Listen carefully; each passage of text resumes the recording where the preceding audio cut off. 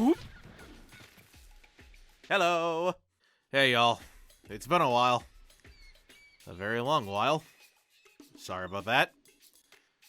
Though I'm not sure how many are listening in on this. Life kind of just made things difficult. A lot difficult. Though, to be fair, I also had a hand in my absence.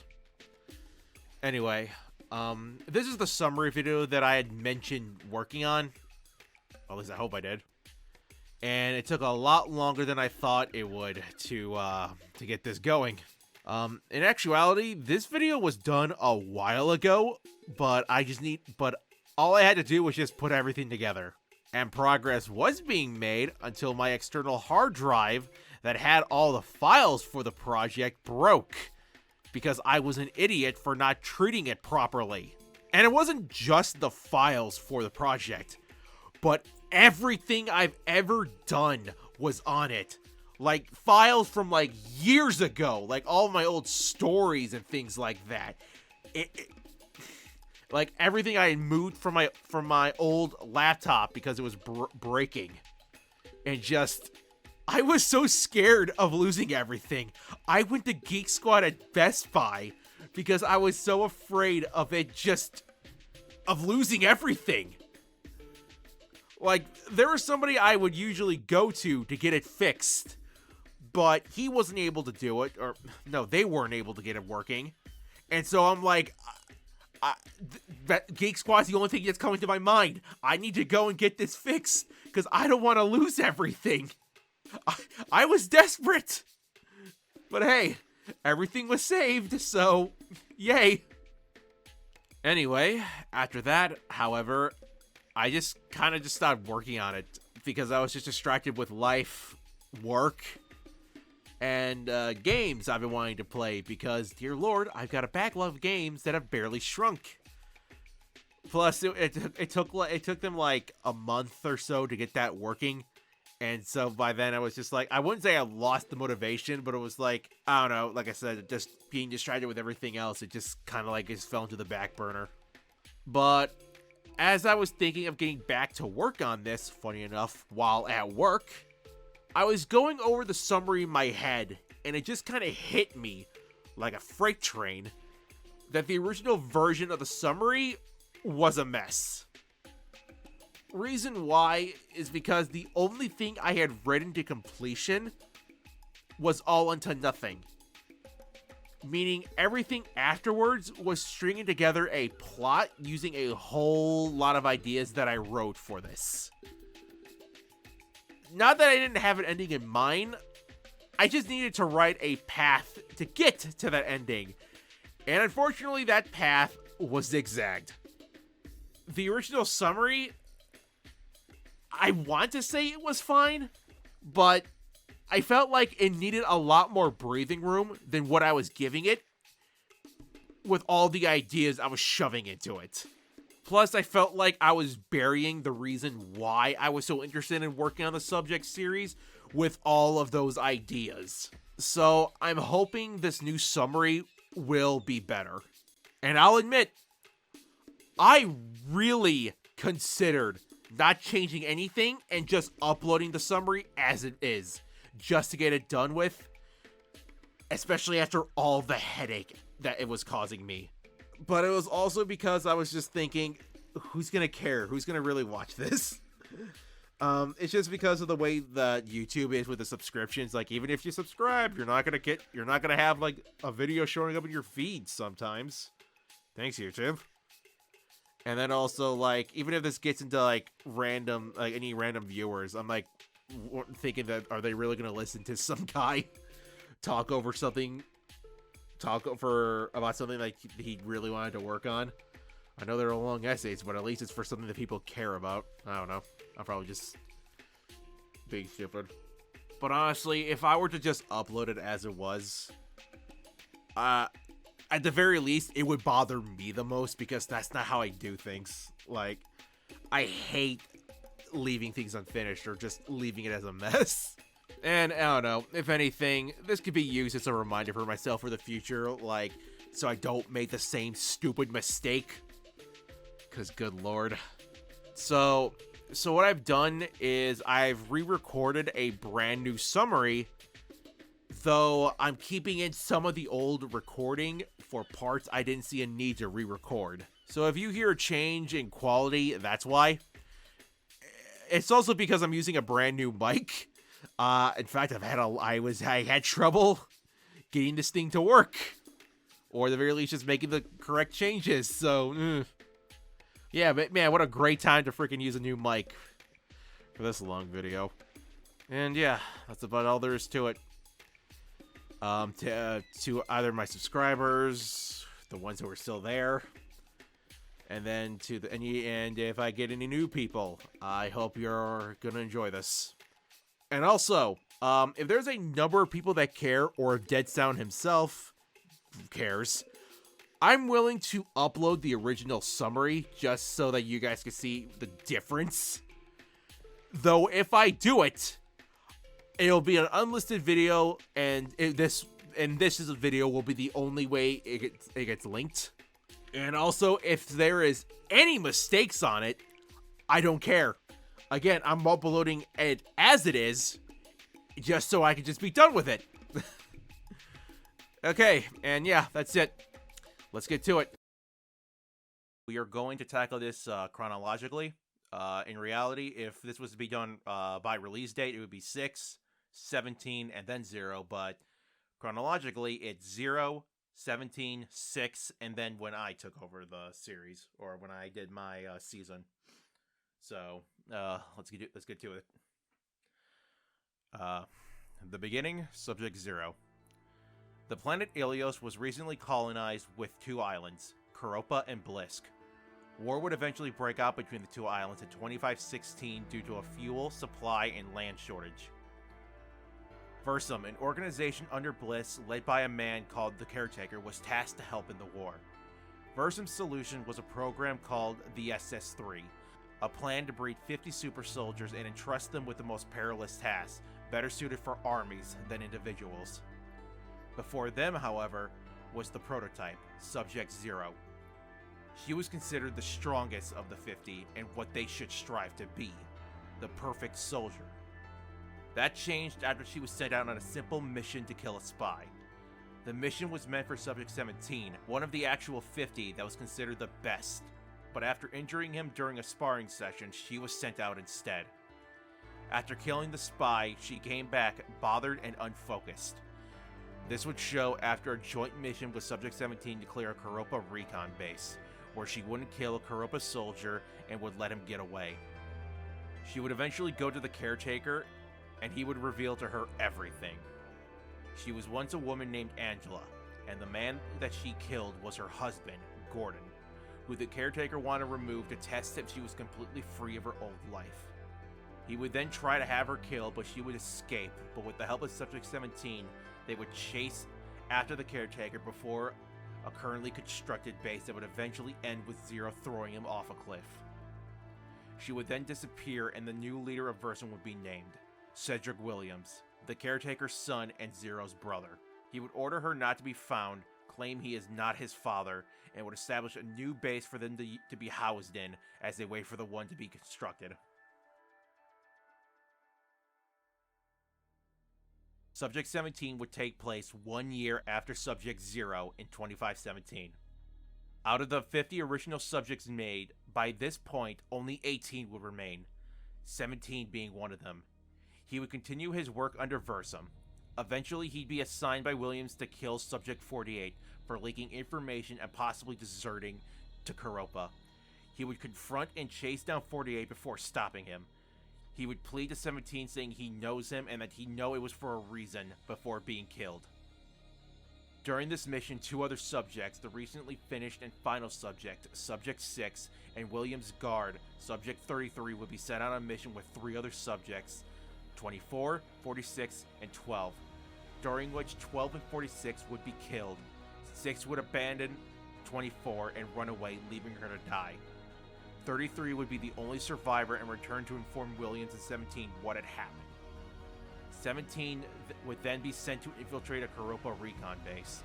The base would then be attacked by a Bliss tank that would try to kill 17 specifically. Williams, having been betrayed before and afraid that 17 is too powerful, decides it's best to kill him before such a thing could ever occur. Due to the information they obtain, Koropa learns about the SS program and has 17 attack one of their labs, in which he kills another fellow subject, Subject 21. Eventually, Koropa launches an attack on the base, where 17 is eventually learned to be a spy and imprisoned, but he would then be freed by a soldier he had befriended. He and the soldier would fly into the base, but would then be attacked by a monster. He would kill the soldier and force 17 to run. He would eventually run into Williams and 33 retreating in a Falcon, but would then be quickly shot down. He would be confronted by Williams and 33, being told that the monster will inevitably replace all the SS3s, before he eventually orders 33 to execute 17. And begrudgingly, he does. Subject 6 would take place 3 years after Subject 17 in 2520, during which all subjects are proclaimed dead, all but one, Subject 6. After running away, he attempted to stay out of sight and try to live a life, but he would be found by Williams personally and shot with a rocket. He would end up surviving and be healed by a doctor who explains that he knows who he is and what has happened to him. He leaves the hospital and meets a man waiting outside named Gary, who convinces Six that he would help him by offering a place to live now that Koropa is aware of him, in return of doing errands that consist of killing people that have caused harm. Meanwhile, Williams reveals to a soldier their newest work, the SS4, specifically their prototype, revealing Subject 1, the very same one that attacked 17 years earlier, along with having almost 400 others being made at the same time. Subject 1 would eventually be released by the soldier, feeling its treatment unfair. Subject 1 would question his existence before leaving. 6 would have nightmares about his botched mission and open up to Gary. 6 would continue his errands/missions before he would eventually meet up with Subject 1. He would bring Subject 1 back to Gary, who would then give it its own name, Aeternum, and stay, eventually opening up to them. Koropa would then launch an attack on Verse in space using their own variation of the SS3 program, but with the information obtained from a prisoner, Williams is ready with his SS4. During the fight, he eventually releases Subject 401, the strongest of the SS4. The fight eventually ends with Fursum winning. 6 would eventually run into an assassin named Steven Zenith, but upon meeting him personally, learns he's Subject 33. While hostile and mistrustful, 6 is able to convince him to come back with him to the bunker to talk further. On their way back, 33 tells the truth of the war. Koropa didn't start the war, but Blisk did. Blisk wanted supplies, and Koropa thought it fair since they were bigger. They gave, but Blisk asked for more, or there would be war. They gave again, but were running low. When Blisk demanded more again, Koropa refused and war broke out. When they arrive at the bunker, they see it damaged and find Aeternum injured and says Gary was taken. 6, wanting to save his friend, gears up with what Gary left to free him, but is convinced by Zenith to ask Koropa for help. When he meets with the general, learns he wants 6 to join, but 6 isn't interested, only wanting to save Gary. Eventually learns they're planning on blowing up the base after they snuck in, and decides to go without the support. 6 arrives with his team and gets inside the base. 33 is able to save Gary, who had been interrogated, with the help of an SS4 that Gary was able to convince, but is once again captured. During which 6 and Aeternum run into Williams and 401. Aeternum mentions how he found his purpose through 6 to stop people like Williams, but Williams is able to revert Aeternum back to his original orders to kill 6. But unwilling to, he eventually throws himself off to save 6. 6 is to be killed, but is saved by 401 due to Aeternum's speech changing him. During all this, Koropa finally decides to arm the nuke before the soldiers are killed. 401 saves 33 and Gary and informs them to leave as he ensures the nuke goes off. They attempt to get away but run into Williams, who is shocked and angry 33 is alive and working with the enemy. He gets away but not before killing Gary. 6 eventually runs into another familiar face thought to be dead, Subject 24. The two then fight. 401 stops the disarming but is then killed by Williams, knowing he'd be betrayed. Before 6 is killed by 24, 33 kills her and rescues 6. The two are able to escape, but Six goes back in, unable to give any kind of chance for Williams to escape. Six kills him and resigns to his fate, but not before Aeternum comes to save him, surviving his fall. The two escape and join 33 as they watch the base be destroyed and Versum finally gone and the war done. 26 months later, Ilios is seemingly better with Koropa helping out Blisk, and the three subjects deciding to join the old Daraju police department.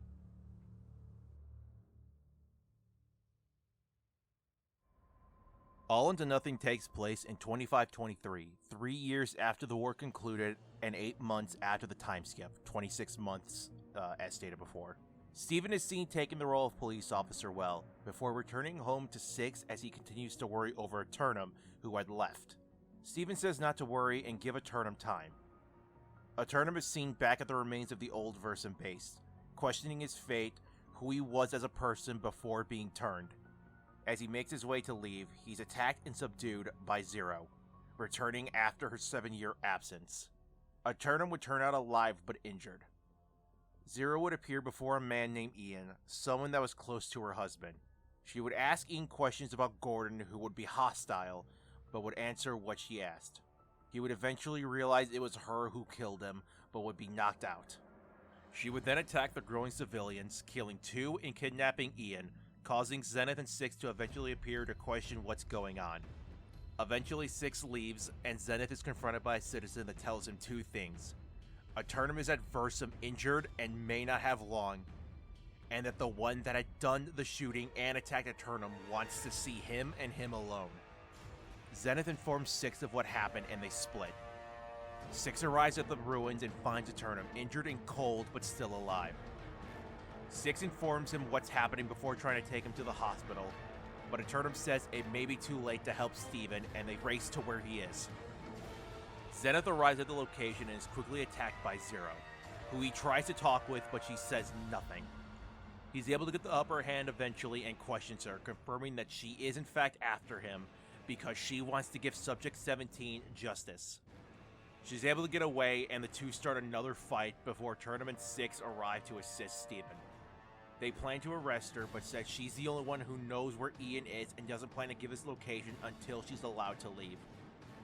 After revealing some details on what happened the year 6 left, they let her go for Ian's sake. They stay and talk about what they learned before leaving, with Aeternum going to the hospital. While there, he gets told not only how unnatural he is due to his cybernetics, but that there's no real way to figure out who he is, again, because of the cybernetics and to the extent of what Versum did. He leaves and finds Zenith waiting to pick him up, but Aeternum wishes to be alone for a while. He asks about Six and says that Zero contacted him to meet. Six goes alone and finds her. She releases Ian as agreed and he leaves, not without scathing her and revealing to Six her real name. The two then remain to talk. Six attempts to reason with her, but she's adamant on killing Zenith for her friend. Six eventually returns home and informs Zenith of what he learned, and the two of them begin to understand more about Zero as they put things together. They eventually decide that they'll stay at their base since that puts only them in harm's way and they'll have a home advantage. Eventually, Aeternum returns home at night where Six is waiting for him, and then the two of them talk about what he's been going through. Meanwhile, Zero returns to the old Versum headquarters that her father led, reminiscing on her time there. She eventually returns to the room her father was always at and is met with an automatic voice that registers her and demands answers. When she gives them, she's met by a recording of her father that claims that all of her history is here for her. She listens to what she can before she eventually leaves in anger. The next day, the three come up with a plan of what to do, but before anything can be done, they're quickly attacked by Zero. While they're able to put up a fight, they eventually lose, but before anything could be done, Zenith is given a chance by her to make it so that it's just them without the other two getting involved and getting hurt. He quickly agrees. Six, upon hearing what's gonna happen, attempts to stop him with force, but is quickly knocked out. Zenith then leaves to face Zero. The two face each other. They exchange their last words before they eventually fight, leading to Zenith dying by her hands. Before he wakes up, Aeternum begins to remember that he was there when 17 died, just as Zero once explained. When he wakes up, he notices Six and begins to feel the need to kill him, like before with Williams, but is able to suppress the feeling. Eventually, the two of them prepare to leave to help Steven, but already find his body waiting for them outside.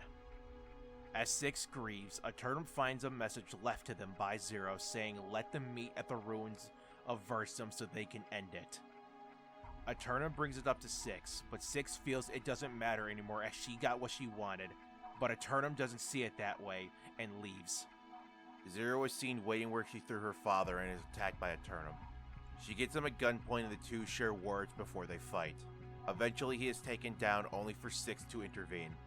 The two SS3 talk briefly where Six reveals she's only doing this to die, not really planning on killing them. She attempts to force it by attacking Aeternum, causing Six to fire, but stops himself from dealing the killing blow. In anger, she attacks Six once again, but is eventually beaten through Aeternum and Six's teamwork. She reveals her guilt to him, that she could have killed Williams, preventing everything from happening, including Six's own suffering through his hands. This angers Six, raising his gun to kill her. She again pleads him to kill her, but eventually stops himself. Instead, he does the opposite and gives something her father never gave her, a choice. That she'll decide what she wants to do without having the guilt influence her. He then goes and leaves with Aeternum, leaving Zero to contemplate. They return and mourn for their friend as Zero finally goes by her name, Angela, and leaves seemingly to begin again, taking the steps to learn who she once was at the old headquarters. During the epilogue, some time has passed as Six is focusing solely on his work to ignore the loss.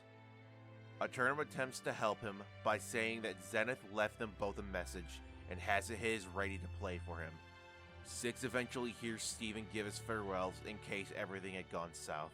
Six is given his closure as Aeternum is seen in front of Zenith's grave. And that's the end of the recap.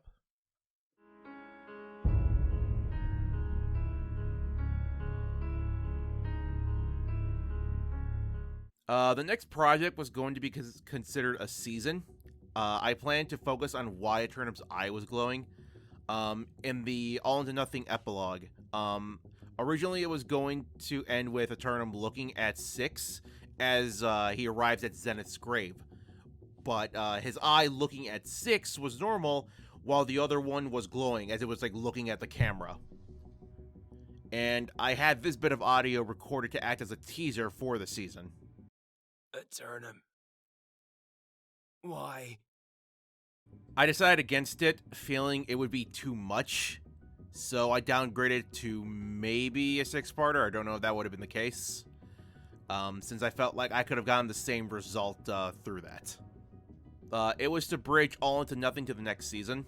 The first 3 parts were different to the rest due to they would have been a split perspective. The first half being 6, and then Aeternum. Again, if it was going to end up as a 6-parter, who knows what would have happened. The miniseries would have taken place a couple of months later after the epilogue occurred. So this would have been close to 25-24 on the timeline, if I remember correctly. Due to the chaos that Zero/Angela created, this would gain the attention of Koropa, who were seemingly busy the entire time. They would attempt to get Six's attention, who would always refute them, before they eventually demand his attention at the Koropa base in the mountains. He would be met by an interrogator along with 2 guards. He would continue to ask why Six decided to uninform them of what had happened, mostly that the attack on the subjects, 33's death, the shooting and death of 2 civilians, and the kidnapping of Ian was the result of another subject. Six refuses to elaborate, saying it was a personal matter that bled into the public. The interrogator claims that's why it's no longer personal, but Six says it doesn't matter, that it's over since 33's dead and the subject has been dealt with, and refuses to say any more, saying it's done. As he goes to leave, the interrogator says that he's disappointed that he couldn't be truthful, that they did their own investigation, such as talking to the witnesses and Ian himself. And they know that the subject is named Angela, that she's related to both leaders, and that she has something that she shouldn't, and tells him to sit back down. That would have ended his half before it would go to Aeternum, but we're going to keep going until his halves are completely done. 6 sits down and is shown a video of Angela going into the abandoned headquarters. Because in All Into Nothing, when she visits the old headquarters, it shows the camera, but it's unresponsive. But when she visits again in the after credits, the camera is seen moving, following her, and says that she obtained information that they never could. That any attempt outside of what was intended would ensure instant deletion. They kept the headquarters at a low power state so that the information inside the room wouldn't be lost, and that they could come back later if need be to get it. But now that the information has been taken, they want to know where she is. 6 says he doesn't know anything after she left and he doesn't care. The interrogator then asks if that would still be true if he said she was involved with the attacks caused by other subjects. At hearing that bomb, 6 would stare at him before asking what he means. The interrogator reveals that the reason Koropa hasn't been involved is because of the problems occurring on their island. They made an agreement with Blisk that as a sign of peace, both sides would send troops to the other island.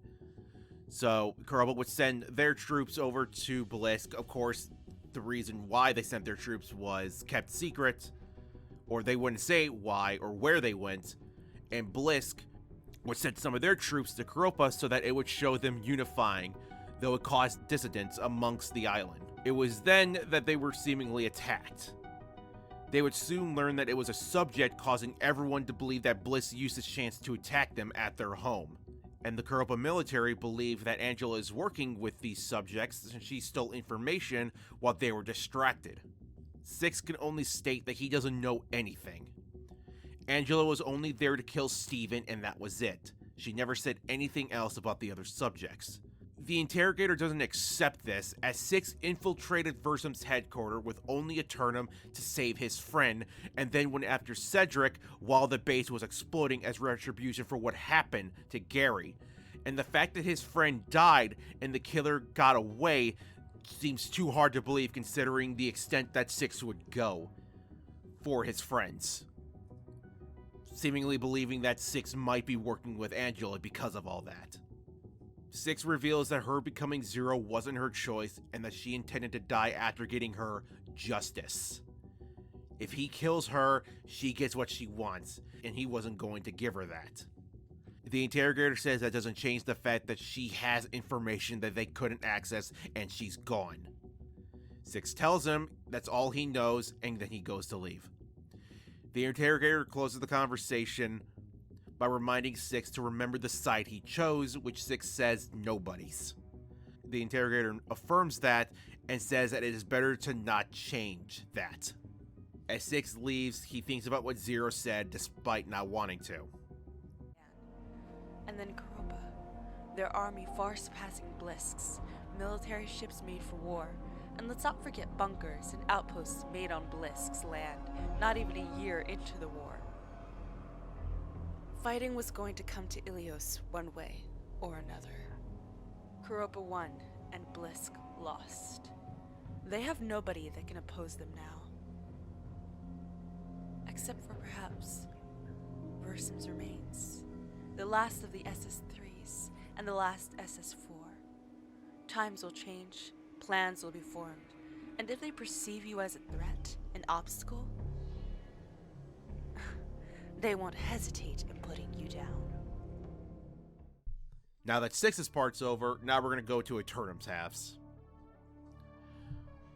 Aeternum would be patrolling by himself when he would be confronted by Ian and be accused of being a traitor. Aeternum would allow Ian to say what he has to before leaving.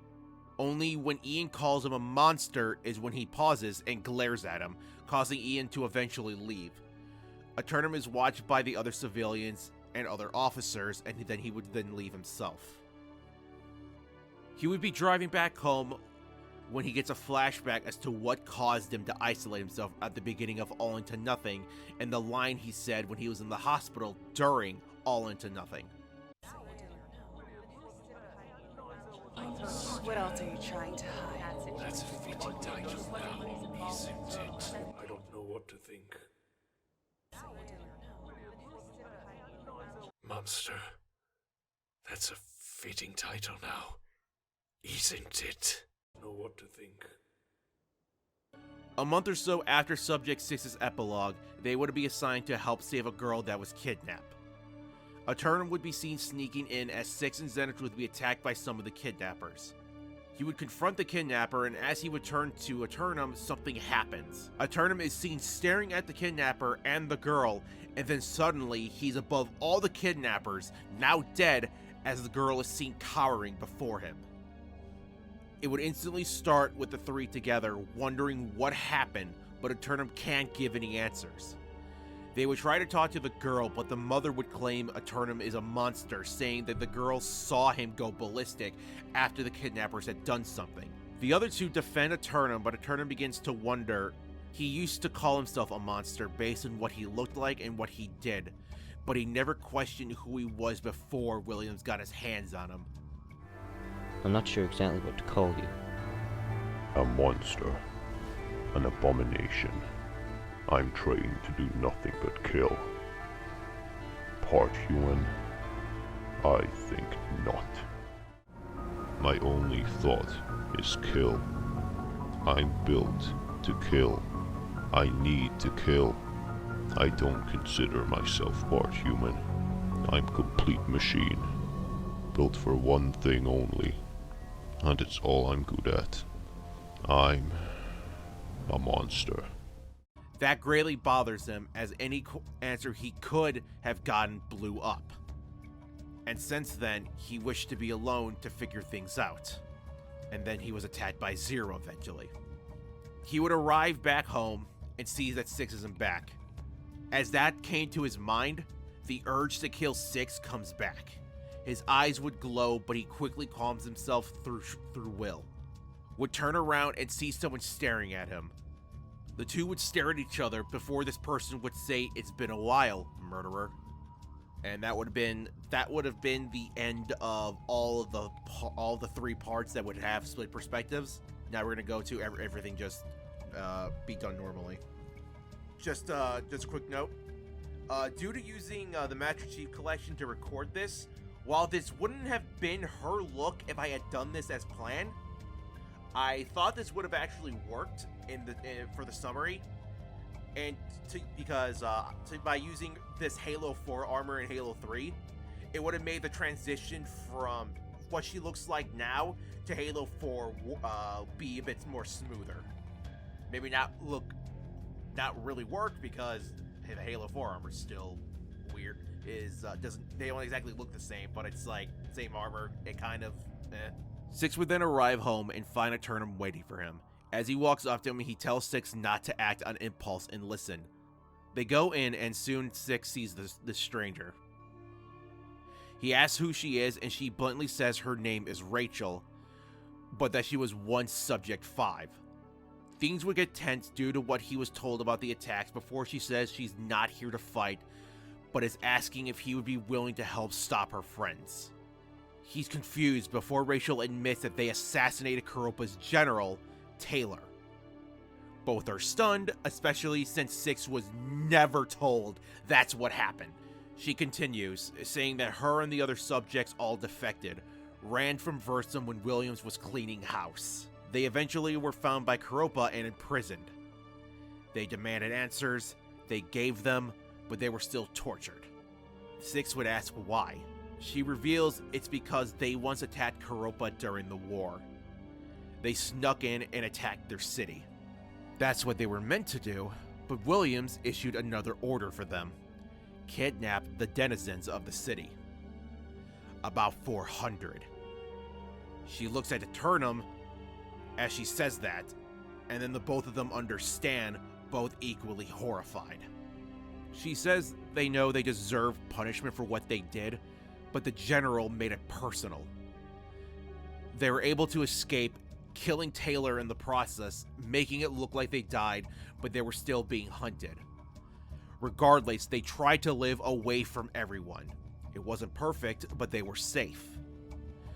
But that changed after their leader returned from Blisk, visiting the grave of their previous leader. She decided she didn't want peace.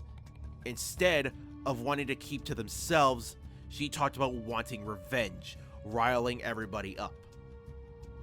The other two agreed, while Rachel didn't. She left and watched what they did. They wanted to keep going until all of Koropa bled.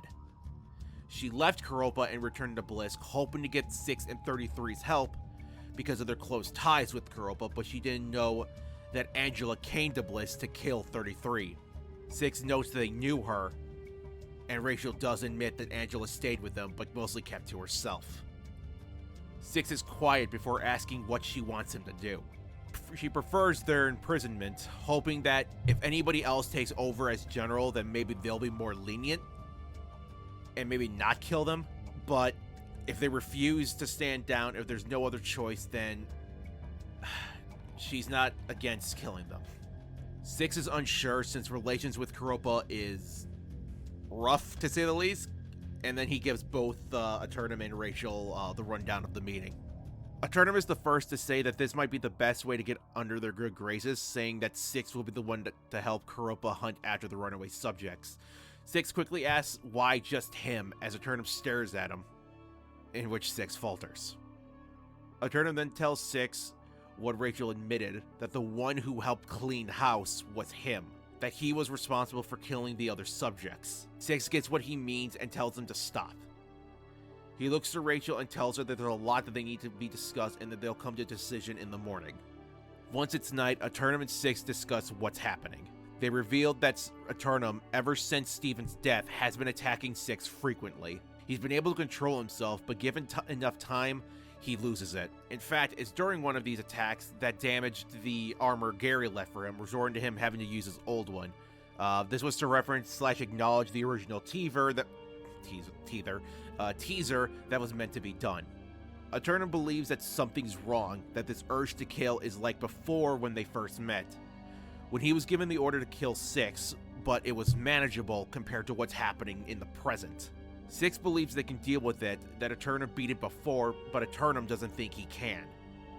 And since Versum was the one who made him, and they're gone, the only one they have to count on is Koropa. Aeternum tells 6 to do it, to help, so that if possible, maybe they can cure Aeternum, or at the very least keep him contained. 6 is unsure, but after thinking it further, decides to agree. They decide to tell Rachel tomorrow, but she enters the room hearing it all. She's thankful and says that she's going to try and get as much of a head start as she can before 6 can arrive. She says she'll contact 6 when she can. The next day, he gets in contact with Koropa and informs them that he wishes to help. Before 6 would then leave to go to Koropa, he and Aeternum would have one last conversation and then say their goodbyes. And that would have been the end of the miniseries.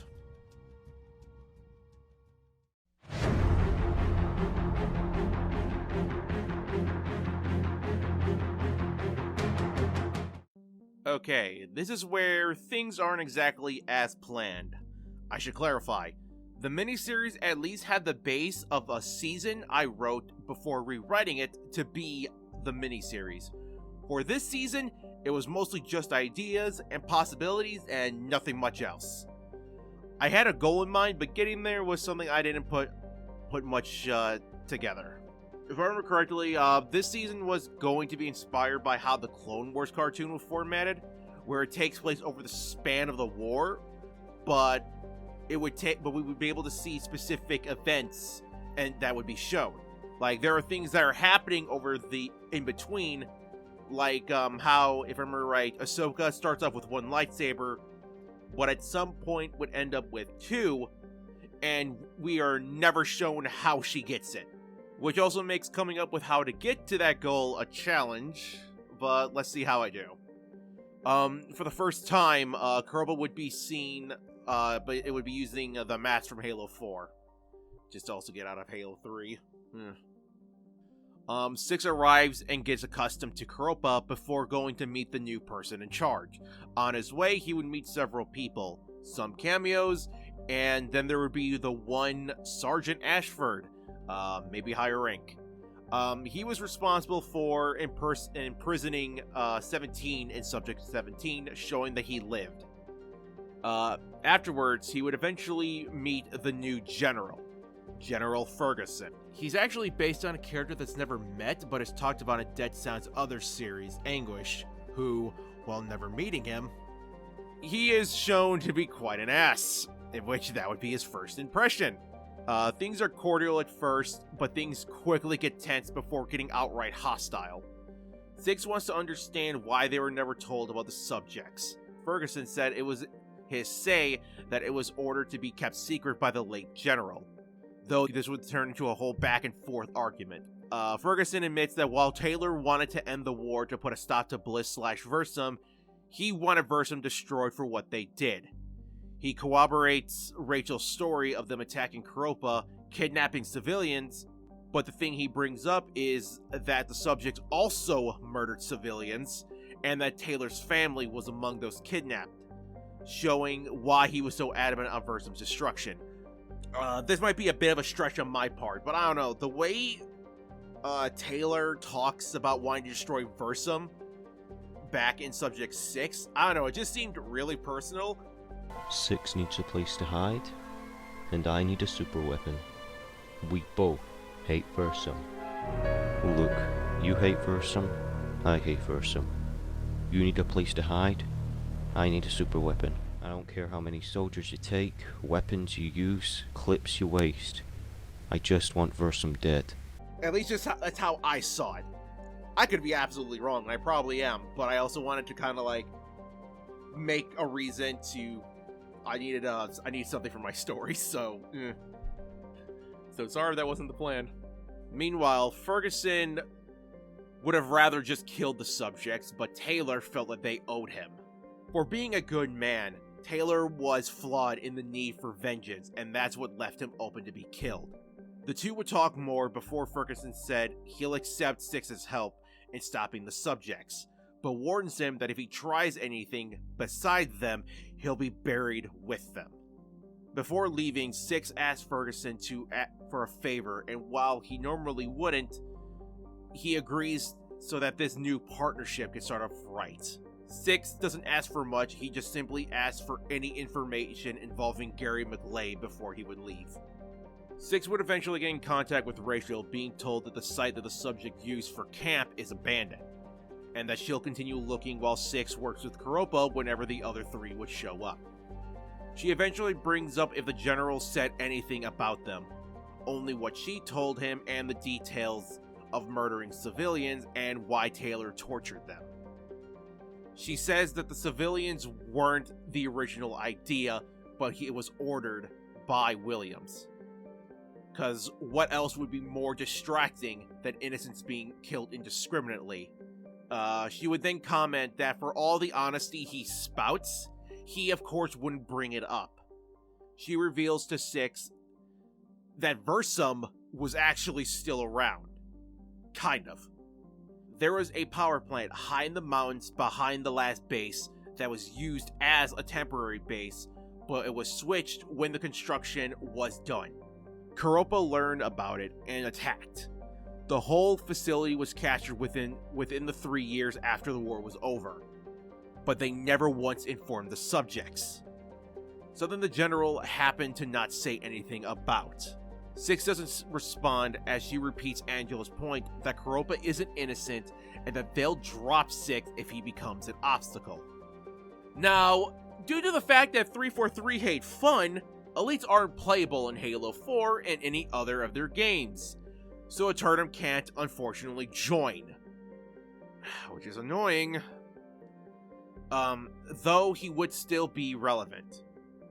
Probably at the end of each episode, at least I believe that was going to happen.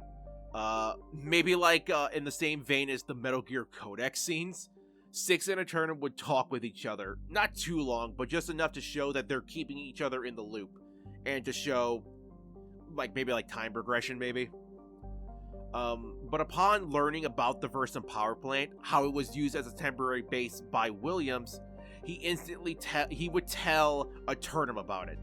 Now that Six understands how badly this affected Aeternum, Six thought that this would not only be his last chance to possibly learn who he was, maybe get closure, but he could also find a way to maybe end the urge that's making Aeternum want to kill Six.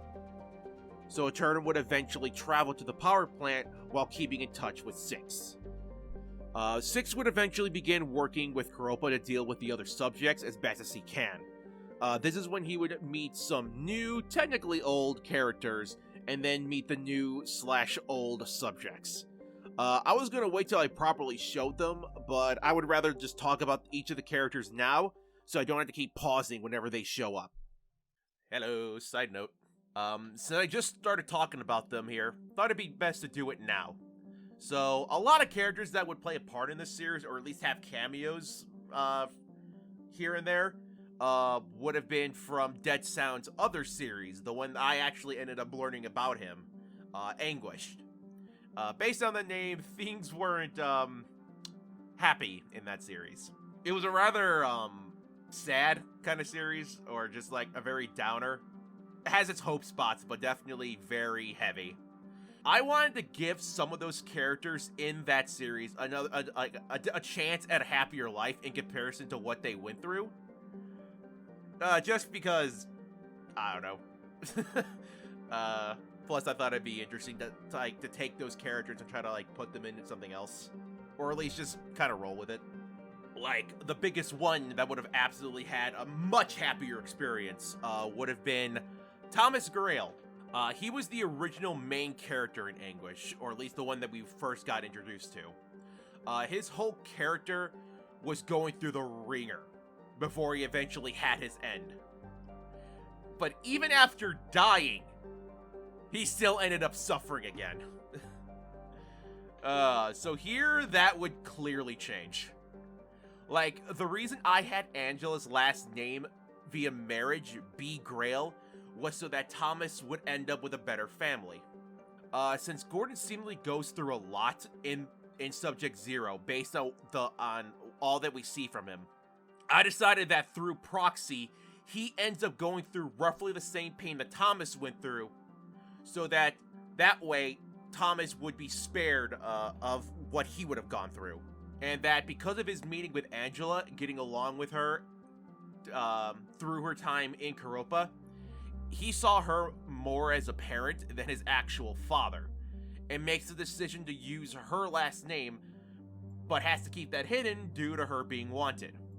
While in Anguish, he dies in the year 2525. But in the Subject series, around that same time, that's when he decides to see himself as Grail, then using his father's name, Ferguson. Effectively being born in the year he died from his original series. Maybe that's a bit sappy, maybe a bit dumb, perhaps. I don't know. I ended up liking the idea.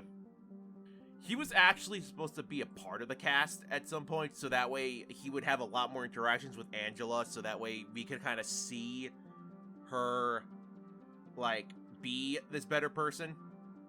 But that was when I kind of realized I was getting way out of hand, and I had to reel myself back because I was losing the plot.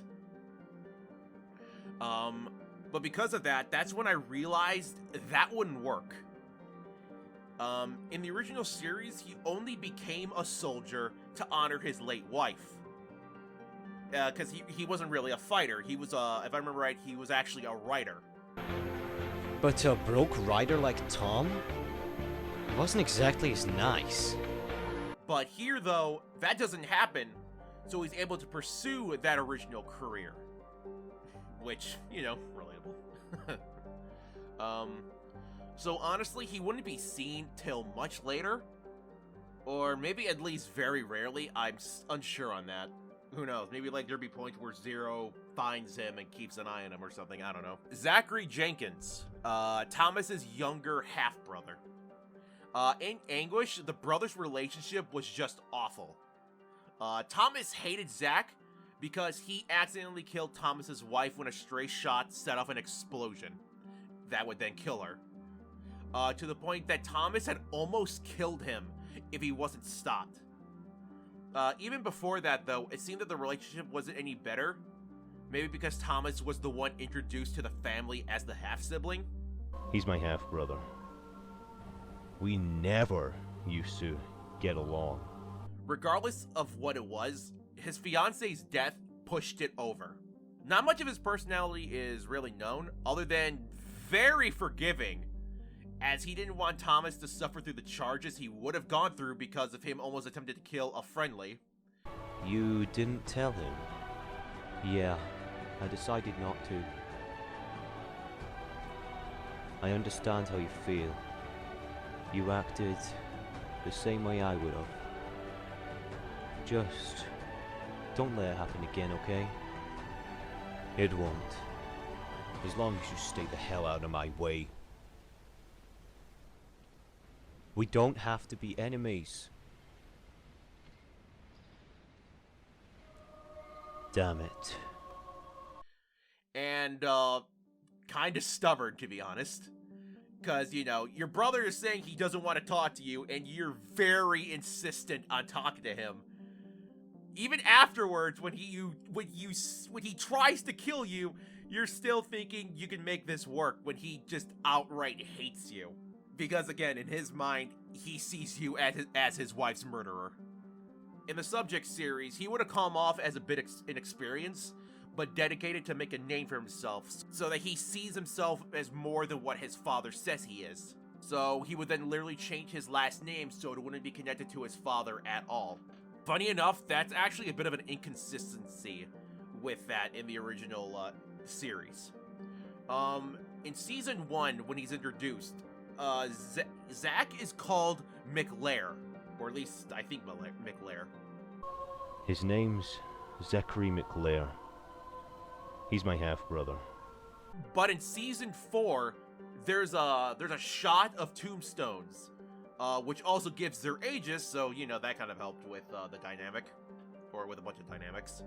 On one of those tombstones, when it shows Zack, he's not called McLair, he's called Jenkins instead. Season 3, I believe, was meant to be the end of the series before Dead Sound decided to make another season.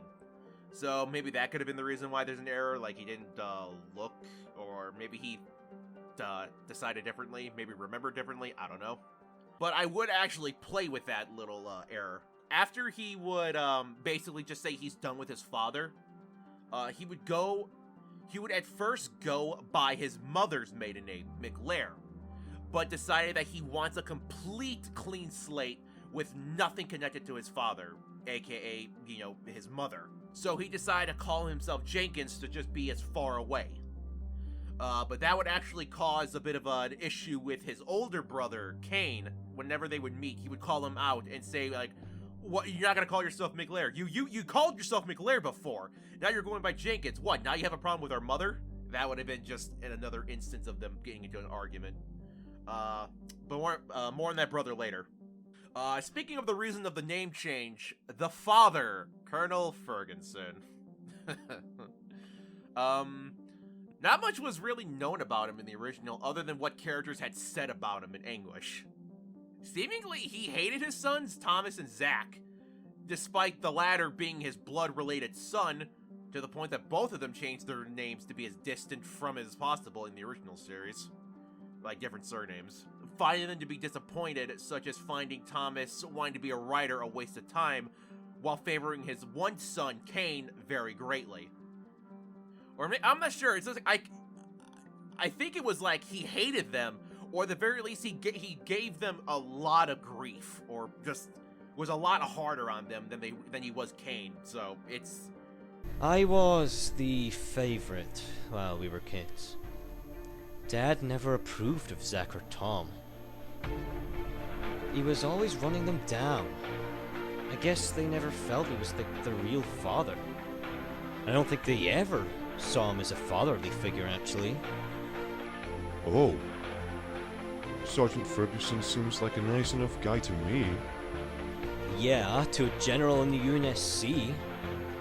But to a broke rider like Tom, it wasn't exactly as nice. I don't know. For this version of Ferguson, I just went with, like, he's just an absolute horrible father. Unless you're his favorites, but that's no better. He was also considered a bit of an ass kicker. Ass kicker, man, he wishes.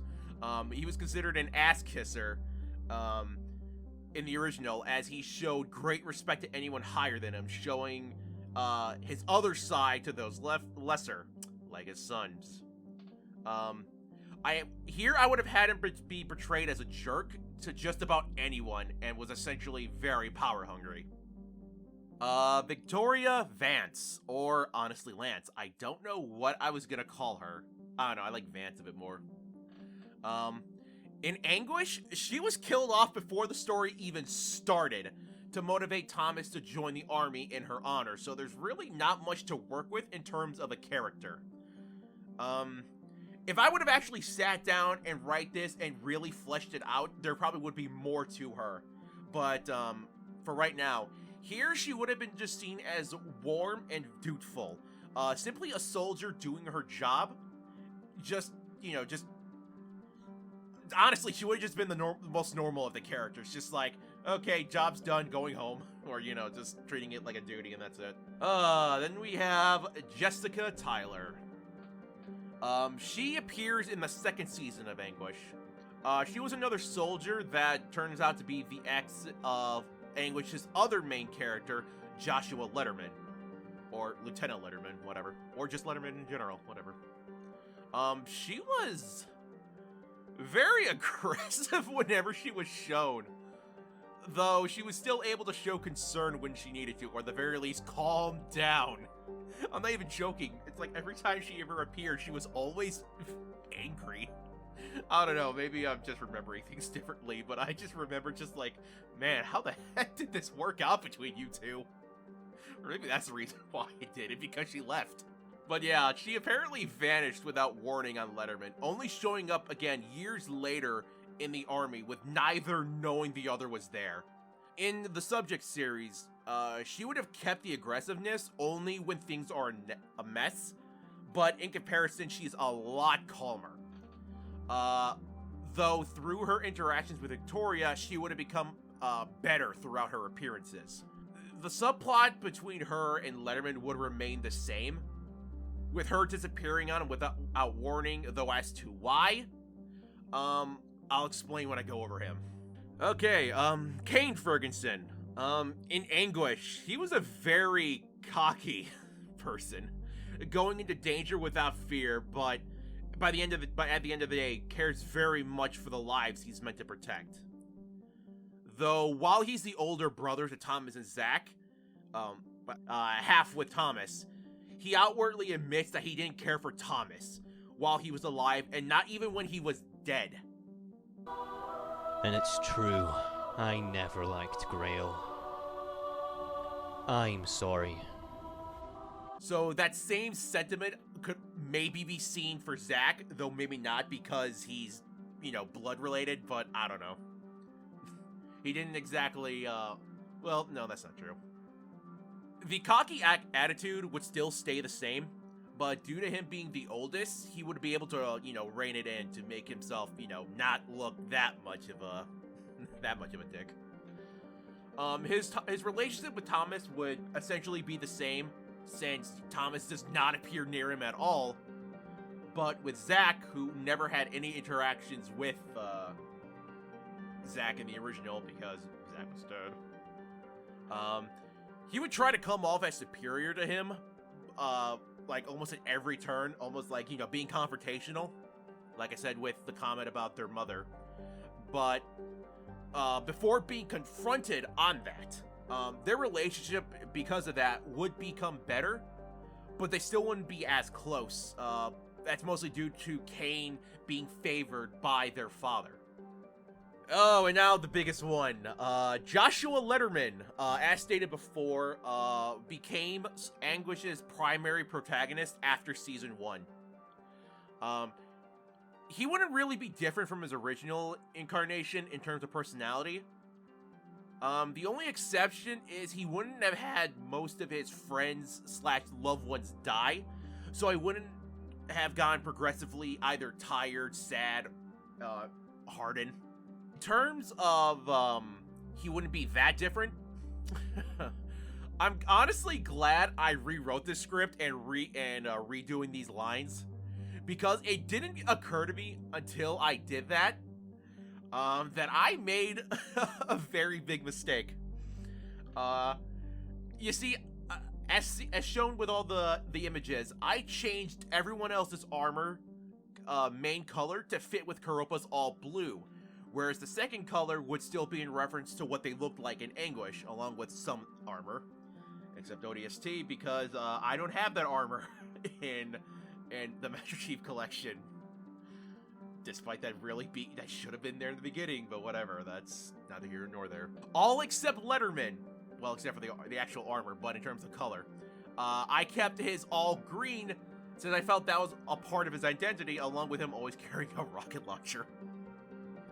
But the problem is, in the Subject series, green is associated with Blisk, when I had him be a soldier in Koropa. Or he was supposed to be a soldier for Koropa. I'm just like, could I possibly get away with he just wanted all green because it looks cool and he doesn't care? It's just like, oh, this is a problem. I don't feel like changing his color scheme because I really feel it fits. But because of his and Jessica's relationship, I was able to think of a workaround, and I'm actually very happy about that. Jessica never gave a clear reason why she completely disappeared on Letterman in Anguish. Though she probably didn't need one since the human race was at war with a genocidal alien race and able bodies were needed. But the reason why she left in the Subject series was because she was originally from Koropa and Letterman was from Blisk. Before the war happened, she would have visited Blisk and started this relationship.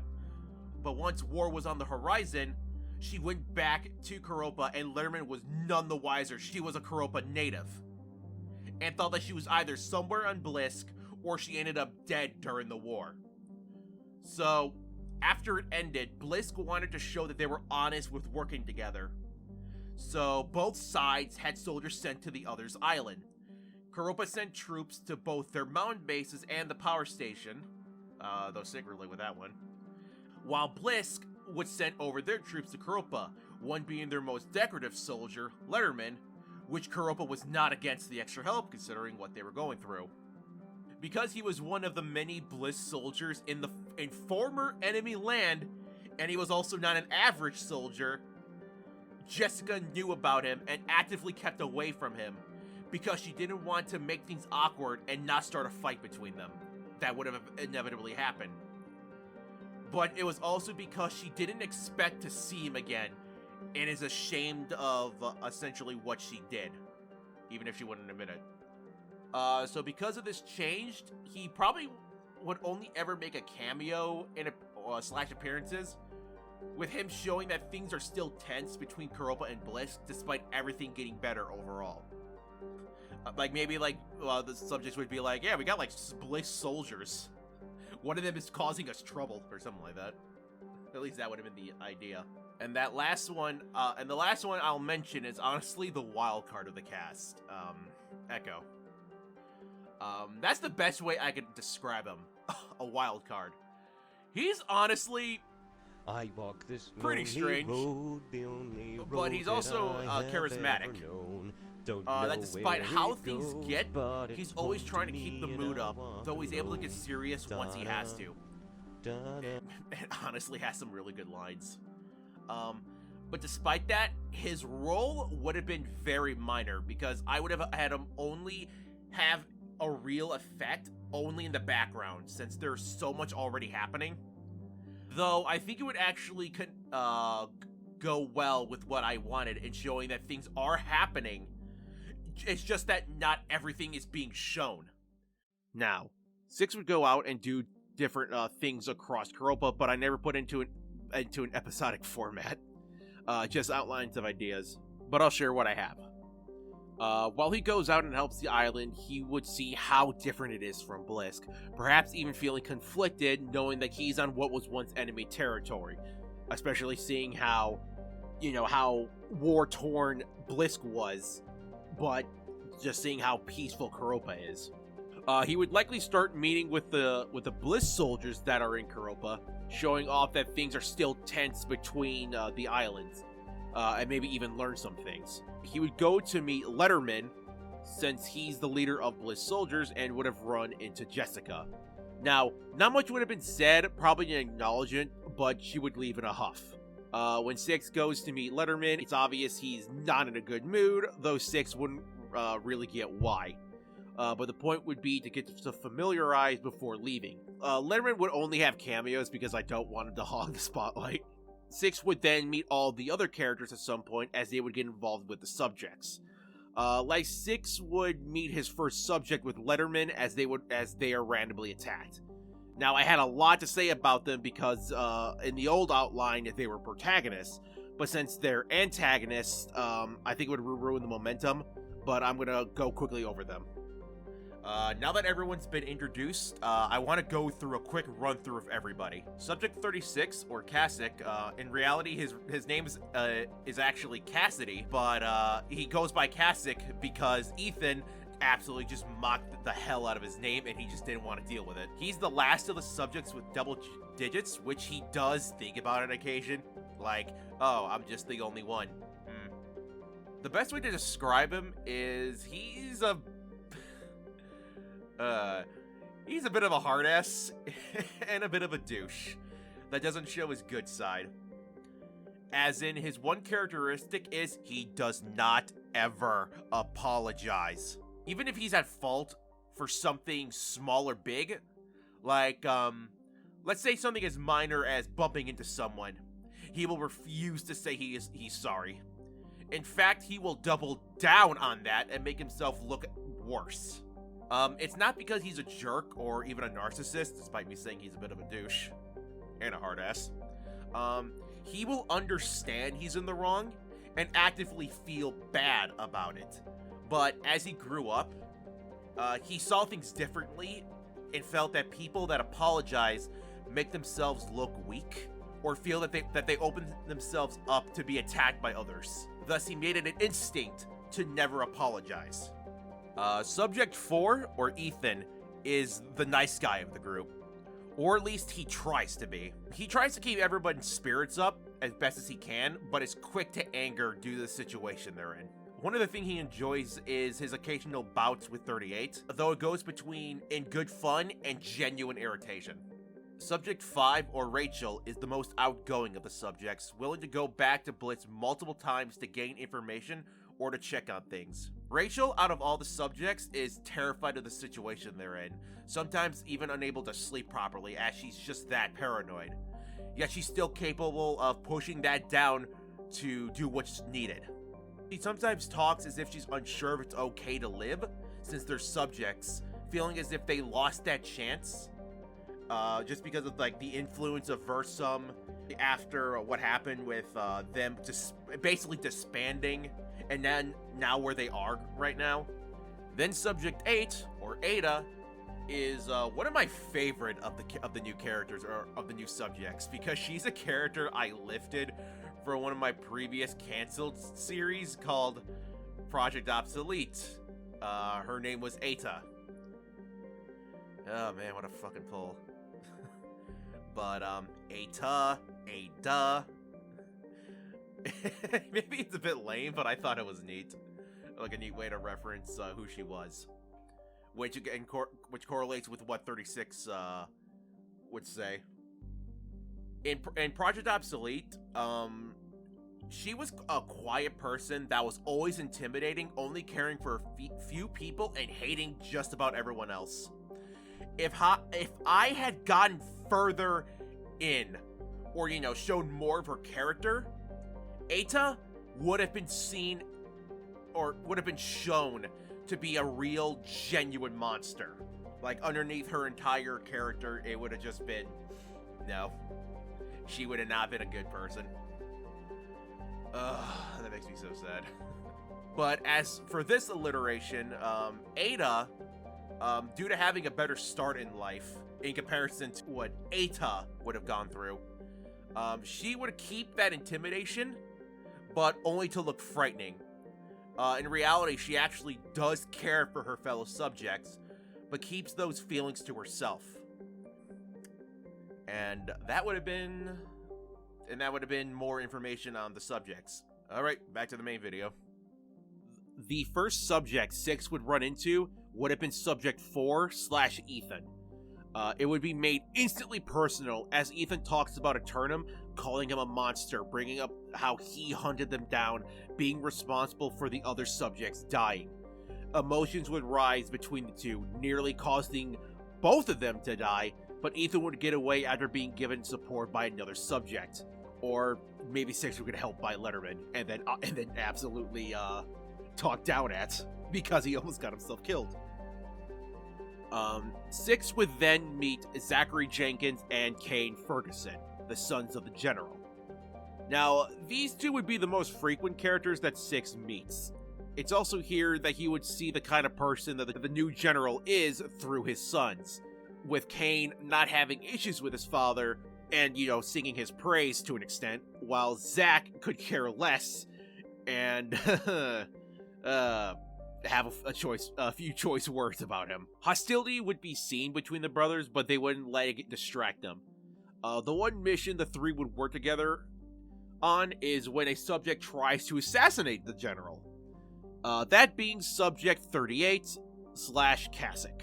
It's here that Kasich would imply that the subjects actually had a hand in what happened with Six when he got in trouble, when he was in hiding. Because that was something that always bothered me of, how does everyone, how did all the civilians know who Six was or whatever? So, Kasich would get away because he would get help, but it would also turn out that it actually wasn't part of the plan, meaning that they have something in store. It's here that Six would also confront Ferguson about the power plant and how there were Versum remnants and they were never told. He only says it was handled and to drop it, completely shutting off the entire conversation, causing more mistrust to happen. Six would then follow up on finding more about Gary, or was he a native of Blisk but defected to Koropa, or was he just another Koropa soldier that was just on Blisk? It's only weird because, when you compare all the soldiers from back then, they all look Blisk, but then you have Gary that looks different. Maybe it's just to say, oh yeah, no, this one's Gary, but it's still why does he have red armor? I was going to actually have something be a plot point or something. I originally was playing with an idea that maybe it was connected with 33 in some way, but decided that was dumb, and I just wanted to just be Gary, just another person from Koropa. Since I had it that in All Into Nothing that they buried Gary in Blisk on their home, it would turn out that Gary actually had no family, or at least any that really cared much for him. So Six would either meet with the people who weren't as close to Gary, or maybe any of Gary's relatives at a makeshift grave. And while there, he would actually have closure with the man who pushed him to do better, just learning more about him.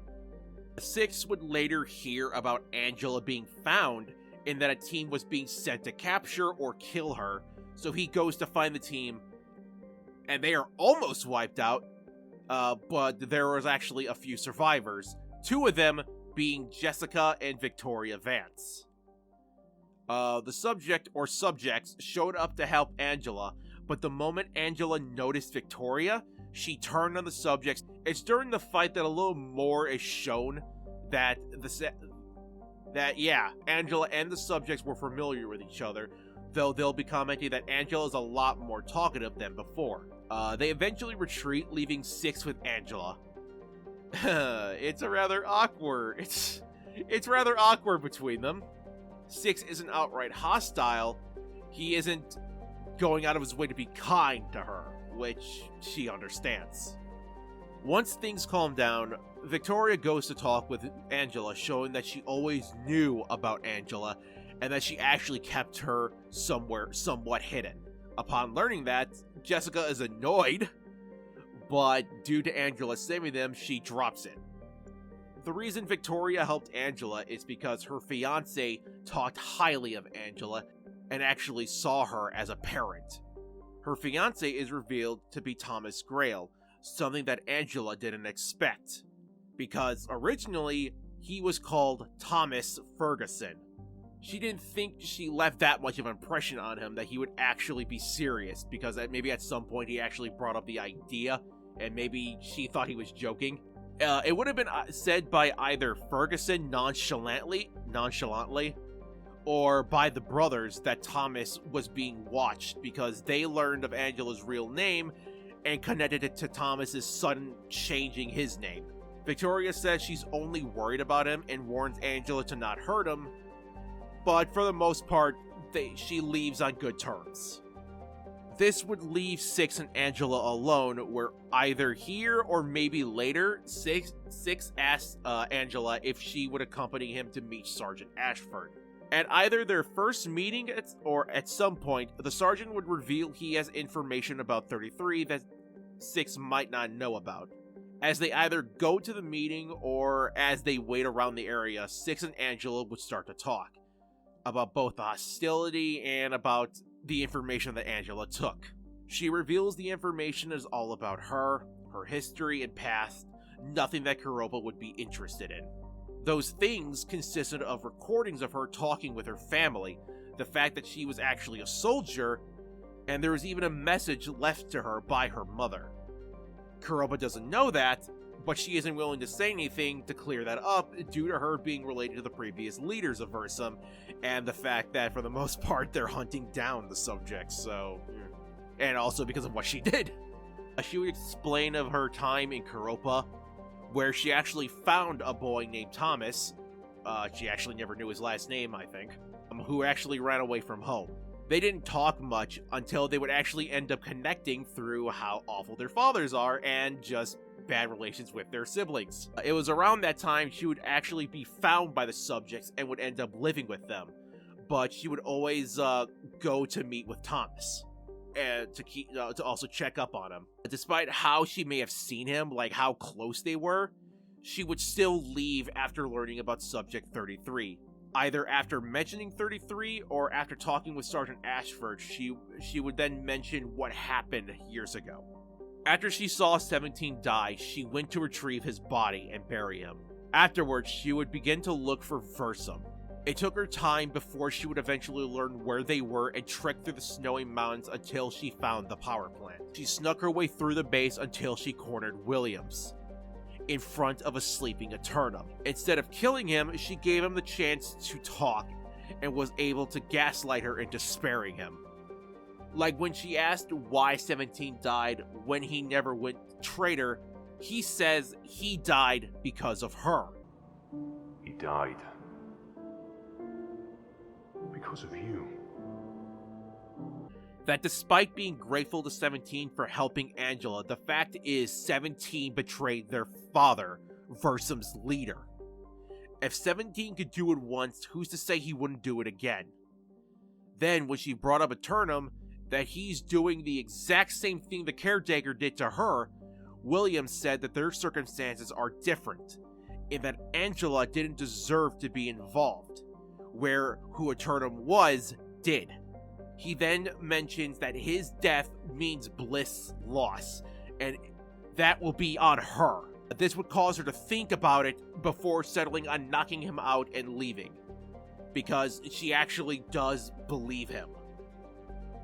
It could be a mix. It could be either like maybe she ends up believing him, or maybe it's just, I don't know, like maybe after like learning about her past and everything, or like how they're all connected, related, maybe she just doesn't want to kill her brother, even if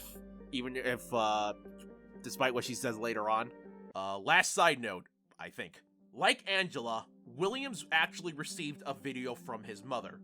That video, other than her saying some personal things to her son, it was to simply ask not to hold it against Angela for her death, and to keep her safe, to be a good older brother to her. The video actually played a part in why Williams never had Angela be found, despite her infiltration to the station and threatening him along with his messed up personality. I really wanted to show that he does have a heart. It's just very buried underneath his bullshit.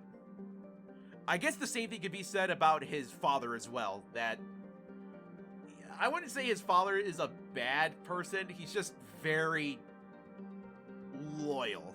I mean, granted, his daughter doesn't see him as a good person, but I really wanted to just show that the two of them have more than what they show on their first appearance. Like, just based on looks and whatnot. Like, there is more to them.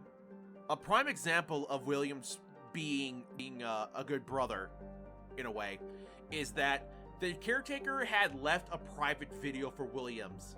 Because the Caretaker left a video for all of Versum to essentially say, my son is in charge. But he also left a private one for Williams, telling him to find Angela by using the knowledge of her past to try and coerce her back.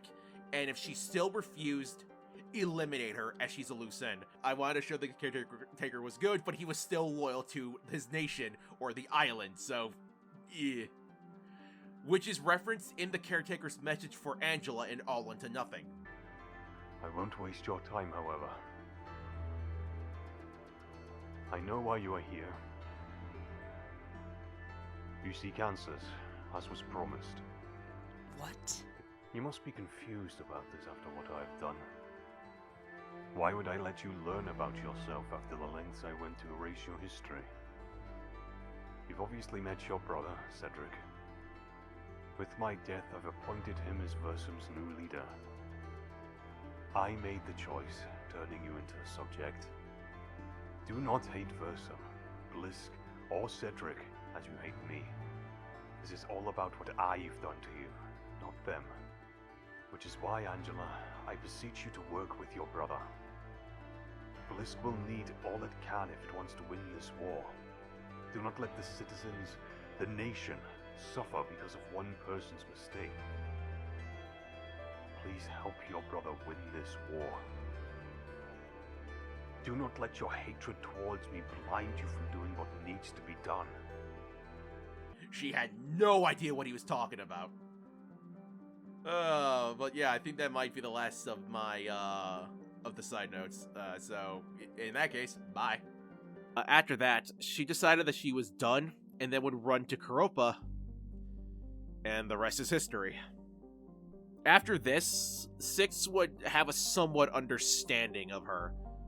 He can't find it in him to ever forgive her, and which she's completely fine with because she doesn't want his forgiveness. Six and Angela, or maybe just Six, depending on what would have happened, would end up talking with Sergeant Ashford at some point about Stephen Zenith. While he kept himself away from Zenith, he still found out some things. That 33 was given a code name Zenith when he was defecting. When he would meet with the team that would take him back to Koropa, things went silent. When another team was sent, they were expecting a betrayal. Instead, what they found was 33 alive, as he was waiting for them to kill him, but then he would pass out. Upon retrieval and questioning, he apparently lost his memory. They continue questioning him until they realize he doesn't really remember anything.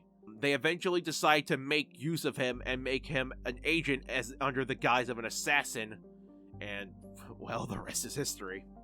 I talked about how every other subject would have some kind of meeting with Six, all except Subject 8, or Ada. The reason why is because she honestly wouldn't talk much. She would have been like Angela back in Subject 0, only talking when she had to. But when she does talk, she talks. So on the rare chance that Six hears her talk, most likely getting the drop on them, he panics because she sounds like someone he knew, someone he wants dead. He wouldn't reveal who that is right away, but upon talking with Aeternum, he'd reveal it to be Subject 24, the person that tried to kill him way back then, and who supposedly blew up in front of him, or, should have blown up in front of him. After wanting to hunt Subject 8 or 24, whoever that person is, he would end up working with the last character on Koropa's side that has yet to make an appearance, Echo. Apparently, Echo has been trying to hunt after 8 specifically, the two essentially becoming each other's nemesis. There's a chance that this would have been mentioned before. By who? I don't know. Maybe Ada, offhandedly, I don't know. Now, Echo would still be his jovial, joking self, but Six would notice that there's a bit of hostility, maybe a bit terse with him.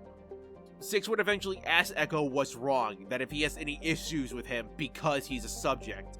Echo would bluntly say that's exactly it. It's even serious because he actually just drops his joking voice and or tone. The thing in Anguish was he had the quirk to always call the elites smelly aliens.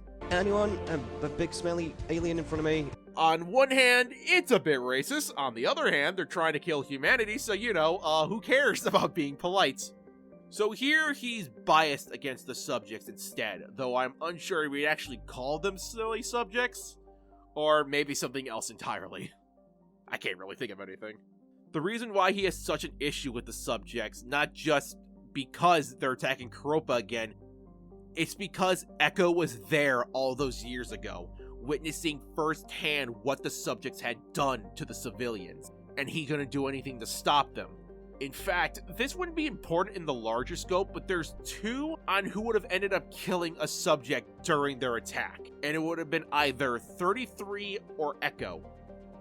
33 was an option because since this takes place after him defecting, Koropa or Taylor uses as a way of testing 33 by having him join in fighting his fellow subjects.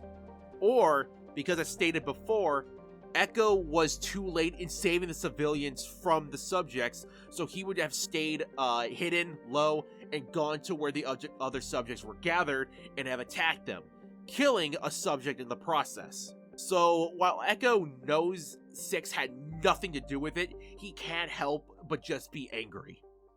Now this would be where things start to change. After the two find 8 and fight her, she would eventually put Echo in a position where she would blow him up, and 6 would try to save him. When she sees that, she tries to go to save 6, but it's too late and everything blows up. Maybe. I'm not sure how that would have played out. 6 would eventually wake up, injured and exhausted, as 8 is nearby apparently taking care of him. 6 would call her 24, which she would laugh and tell him she's not 24. They sound similar because the two of them are actually twins. Reason I have that included was in Subject 6, it's mentioned that 24 talks, but you never hear her, and when she makes an appearance, she just straight up doesn't talk. So this was to give an idea of what she would have sounded like. Now that he understands that, and due to essentially being at her mercy, the two talk. In the old summary, all the subjects were meant to get together and just talk about life was like previously, like their experiences and just what happened to them. So this would have been that moment, but it would have been mitigated. Like, a lot of these moments more than likely would have been talked about with Rachel whenever 6 and her would talk. A thing that would have been talked about is how the subjects gained their number. It was an experiment done to not only let the children earn their own number, but as a chance to see if any would show potential and who to possibly keep an eye on. They would have the children awake in a room, and they would be allowed to leave the room on their own, but they would have to leave the room eventually, by force, if necessary.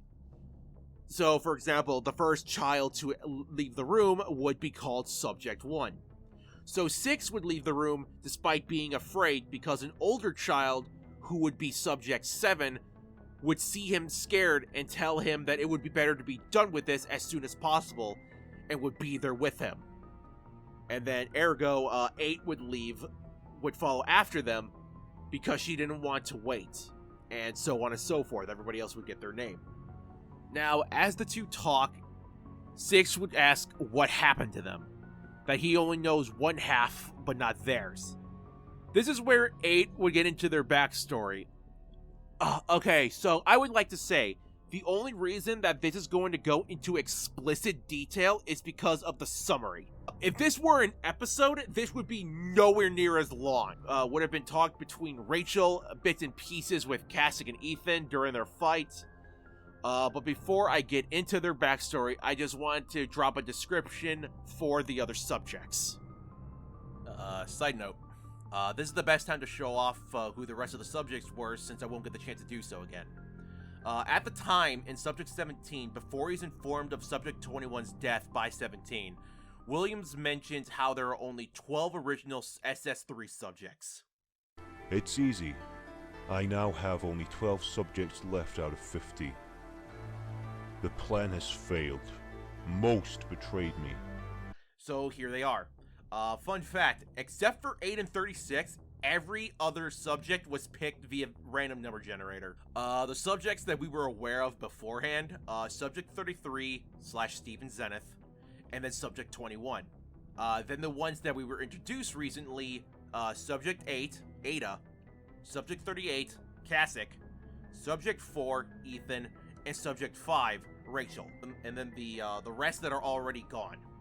Subject 49, 40, 39, 36, the unofficial leader of the remaining subjects, 28, and 19. The only two I focused more on were 49 and 36, while the others didn't get that much attention due to what I had thought of for the two. There's only a brief line about them that I would have planned to build off of if I had sit down and had more time to flesh it out. Subject 19, while not as caring as 36, wanted the best for the remaining subjects and was willing to do what he had to keep them safe, even if it meant being William's lapdog, much to 36's displeasure. Subject 28 was considered a mess, seemingly wanting to do dangerous missions in the attempt to get himself killed, though he explains it's because he'd rather do them so that nobody else would and get hurt. Subject 39 gave up. He felt that there was no point in asking for more than what they had, but that mindset would only change after meeting 36. Subject 40. Subject 40 simply saw everything as a job and tried not to think too much of the situation. Everyone thought that she was living a delusion, thinking nothing was wrong, but truthfully, she couldn't stand what was happening and wanted to run from it, but she had to still stay. Now we get to the two I had more planned for. Subject 49, someone who's given up on life, but is still willing to go through the motions.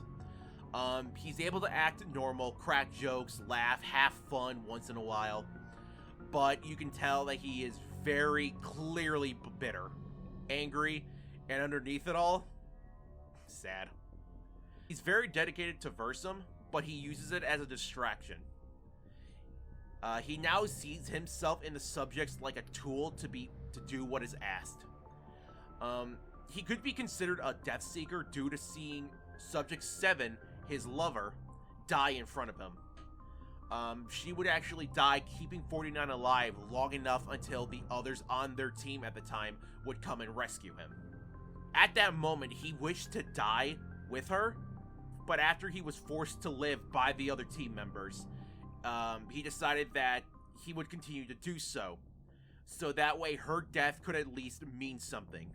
Though if the day he would die ever came, that worry would just disappear, and he would be fine if Bliss / Versum just burned before Koropa. Because in his mind, the dead don't need to worry anymore. Funny enough, 49 and 7's relationship wasn't allowed as they had the rule of no attachment. But they did so anyway. And it was the worst kept secret, as everyone, even the Caretaker, knew, but nothing was ever done about it. It's believed that the Caretaker allowed it, so when something would happen, the survivor could be seen as a living example as to why the rule was made, which is exactly what happened when 7 died. 49 was an absolute wreck. And he still is, but it does not compare to what he was like when she died.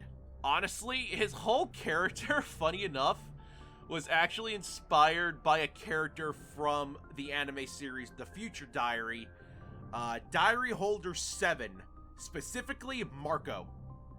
More or less, it would have been what would happen if he was forced to live instead of dying with his girlfriend. Essentially fiancé wife. She was his wife. Soulmate, honestly. Or at the least a variation of that concept. Whether it was done well, debatable. It's why I actually had 49 and 7 be a couple to reference that. Since, 7 times 7 is 49 and whatnot. Also, in that sense, losing 7, he lost a half of himself. If you couldn't tell, I'm a fan of doing things like that. Whether or not that's good, I'll leave that up to you. Now we get to Subject 36. He is my favorite because I'm not gonna lie, it is absolutely of self-indulgence and completely being biased. Just like Ada, he is actually from Project Obsolete, being a variation of Delta from that series. Oh man, I feel old talking about it. No, I'm sad. Delta was a nuisance and an annoyance, but if I had shown his character more, his immaturity was because he felt that by being this punching bag, it would alleviate the other obsoletes of whatever they're feeling by taking it out on him. But it was also because, due to the crime that he thinks he committed, he feels that being treated like shit is what he deserves. So honestly, 36 is essentially Delta older and a bit more mature, and honestly in a much more happier place. The thing about 36 is he cares too much for the subjects. As to him, they're the only family he knows, and they're the only people that can understand him. He's considered the heart of the subjects, as he's the one keeping them together after being recalled by Williams, which is why they consider him the leader despite not seeing himself as one.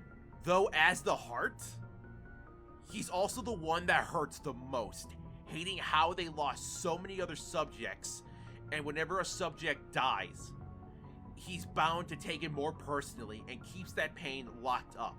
It's this reason why he butts heads with Williams the most, and it also gets him into a crap load of trouble. This is Editor Corrupted One, which this won't be the only time you hear from me, and I'm also dumb. So I realized I make references to this event, but I never once state what it is. Fail on my part, so let's rectify that. The event in question is how the subjects went from 50 to only 18 subjects by the beginning of Subject 17. Or timeline-wise, how 50 went to 18 in the span of 1 year. Like, that was something I was interested in expanding upon when I started this. Like, they were super soldiers, and they somehow died that quickly. Like the Spartans in Halo, they were basically killed off with the fall of Reach, leaving John the last one. Or at least we thought so, but that's not the point. I don't know what Dead Sound had in mind. Maybe he left it so that's up to audience imagination, or maybe he had nothing planned for it. But in my mind, the reason why so many subjects died was because of incompetence and a failed invasion. After Williams took over, he thought he needed to prove himself now that he was leader. So once a majority of the subjects were done, he brought forward the idea to launch an attack on Koropa, either towards the island itself or to take over checkpoints up until they get to the island. Williams had the subjects board several ships and sent them away, which led to a massacre.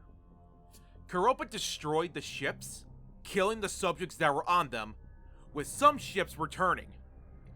An embarrassing display.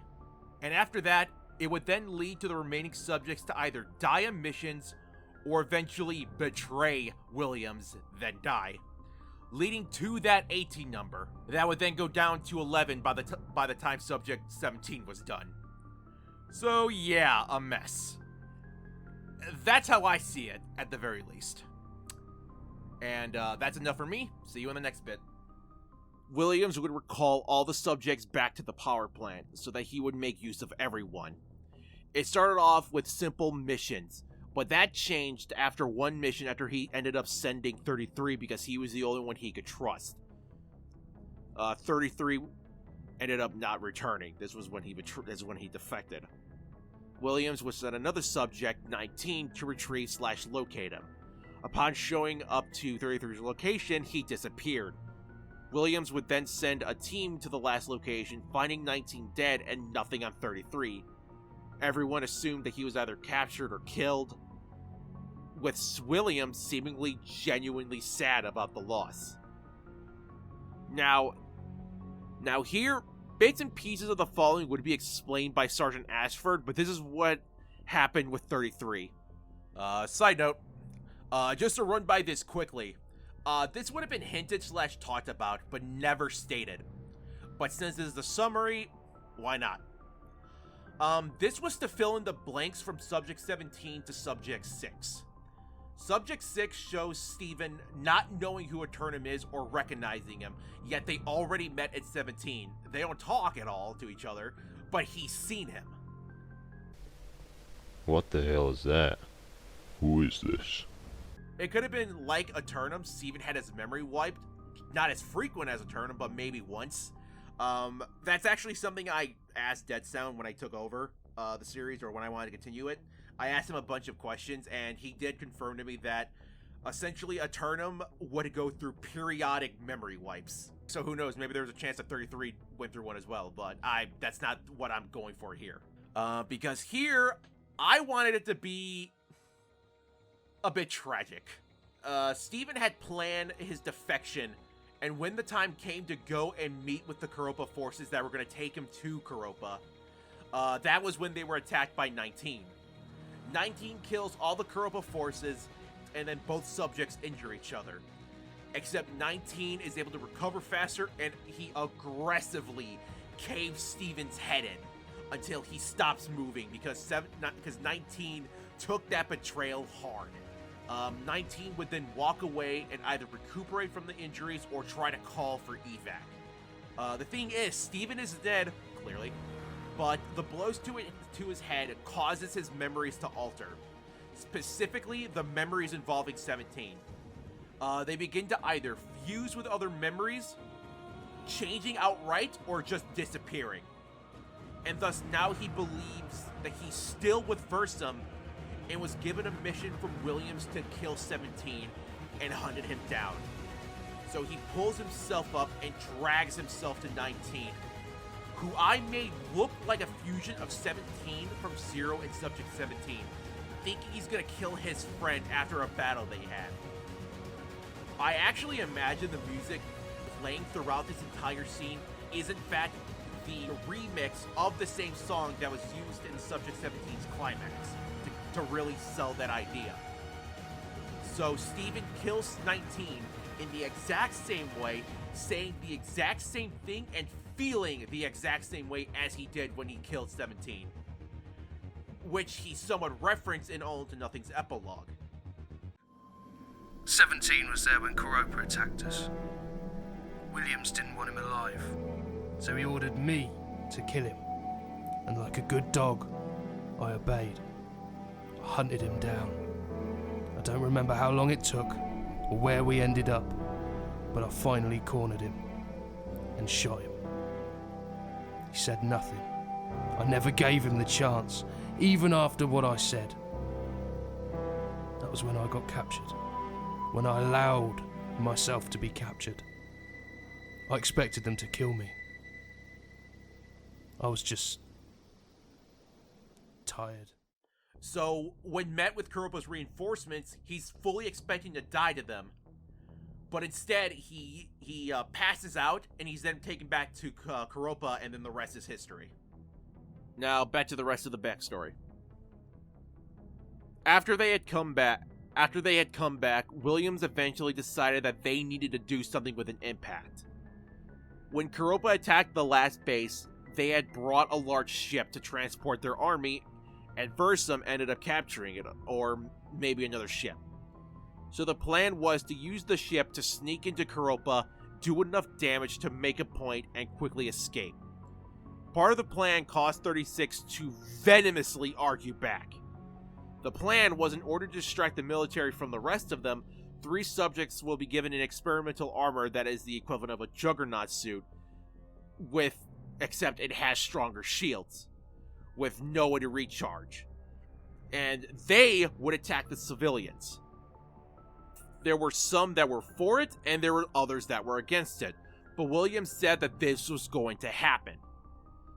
Unfortunately, the plan worked, but then he had it changed to kidnapping. They would load any civilians they could get their hands on into the ship and brought them back. For what? No one but Williams knew.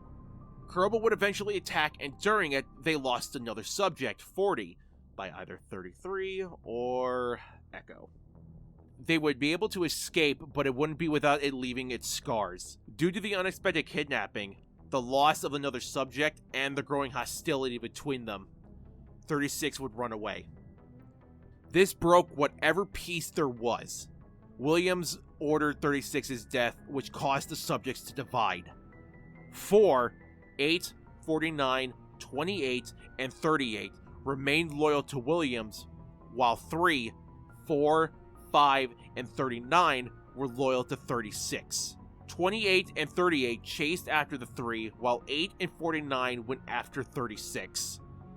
The 3 would be found, but in addition to 28 and 38, they would be accompanied by Aeternum and a thought to be dead 24, who would kill 39. This isn't something that the subjects would know, but after being abandoned by 6, 24 would survive and drag herself to a Blisk outpost that would inform Williams of her survival. He would then retrieve her in secret and keep her hidden until he needed her, essentially as a secret weapon. It would then turn out that 28 and 38 never planned to betray the others, only working with Williams so that they could have time to come up with a plan to escape. But whether or not Williams knew and set Aeternum at 24 as a precaution is a mystery. But more than likely, yes. They're able to find a way to escape via a ship, but needed to keep Aeternum and 24 at bay. 5 would distract 24 by running, while 28 distracted Aeternum. 28, in a desperate act, blows him and Aeternum up, allowing 4 and 38 to escape. This event would actually cause Williams to realize what kind of threat an SS4 would be, and demanded Aeternum and all future SS4 to be downgraded to what they are in Subject 6. Meanwhile, 49 and 8 would find 36, but instead of going together, 8 lets 49 go ahead since this was something he wanted, which leads to this exchange.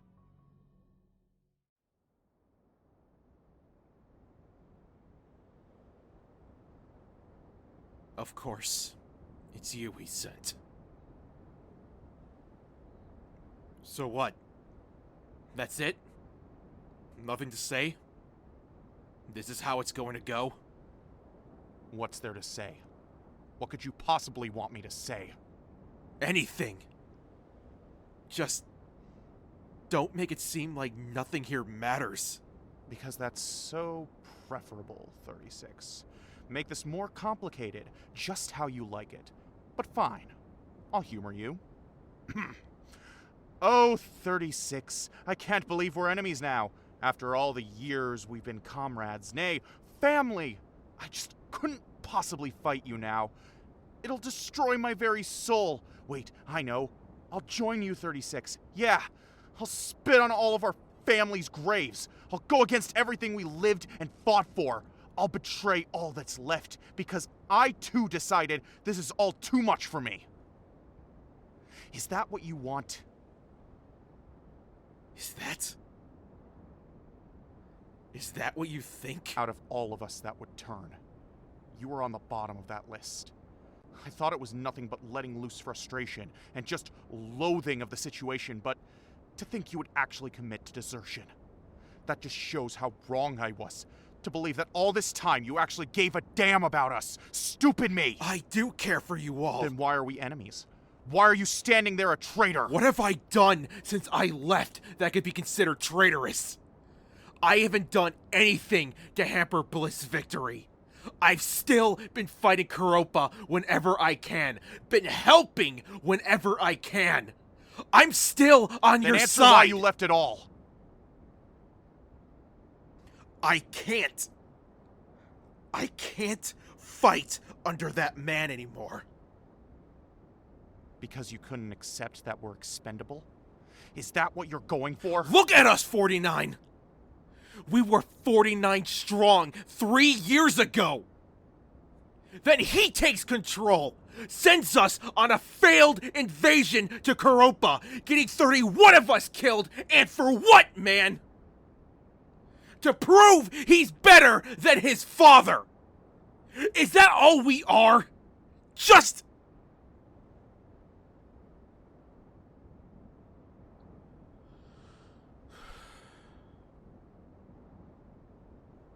We're down to a single digit because of his decisions and his stupid paranoia. I can't force myself anymore to follow him. Not even...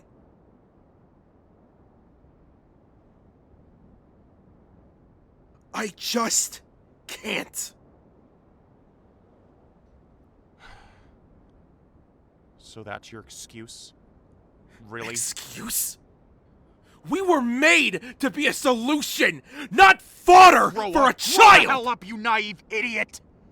What did you expect when they stole us? That we were soldiers? You think we were going to live in actual life, win or lose? We're their weapons, and nothing else! But instead of accepting what we've known since childhood, when things are at their worst, you decide to run and worsen it further. We're split down the middle because of you. 3 of them agreed with you and decided that they too had enough and are being hunted by the rest that are loyal.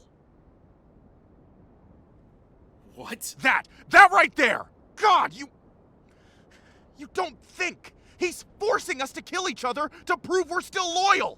All because not a damn one of you could just use your head. You claim to love us, but you're so quick to forget everything the dead has done and quicker to abandon those that are still left.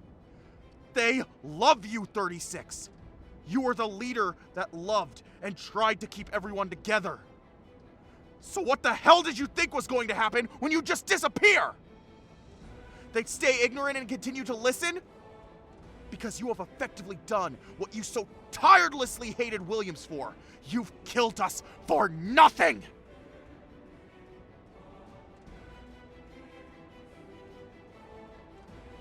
We knew what the end could have been for us. All we had to do was prove our worth. No different than with his father.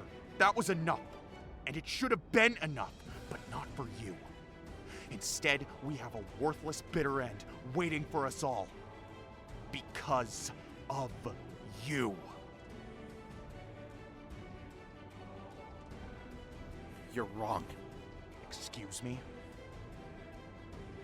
The only thing you're right with is we know what our end could have been.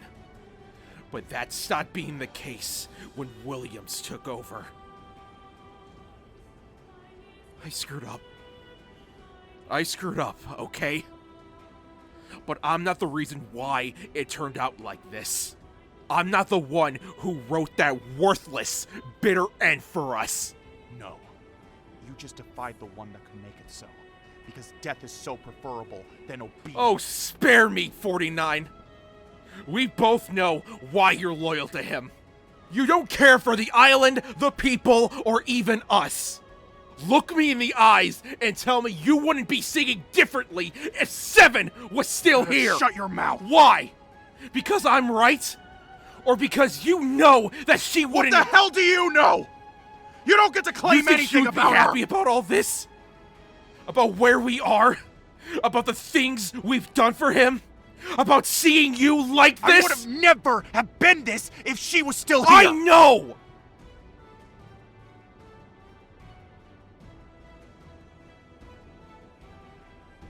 I know. But we know she would not have agreed if she saw what his orders have done to us and you. She wouldn't stand by him if it means we die. And still, you talk as if you know her. As if you could tell me what she would and wouldn't do. As if she'd be the same person you knew if she was here instead. Like you knew me, right? You clearly know this is the type of person I'd always be, right? No! I don't know.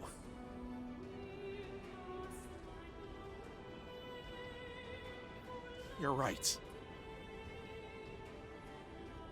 I don't know. Please, man. I don't want to fight you. I don't want this. You don't have to. You just need to stand there and let me finish my mission. But we both know you won't just die like that. I want you to know something. It's only fair since it's something I realized after she had died. I always hated you. And your so-called love.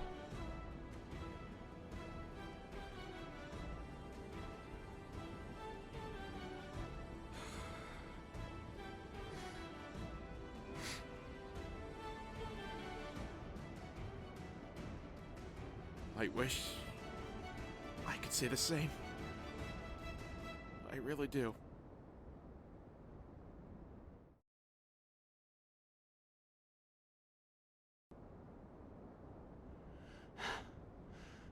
Even to the death, you're still too soft. I know. It would have been easy if I hated you too. But even now, I can't. Because hating you, 49, that hurts more than knowing how you feel. And that I'll die by your hands. Unlucky me.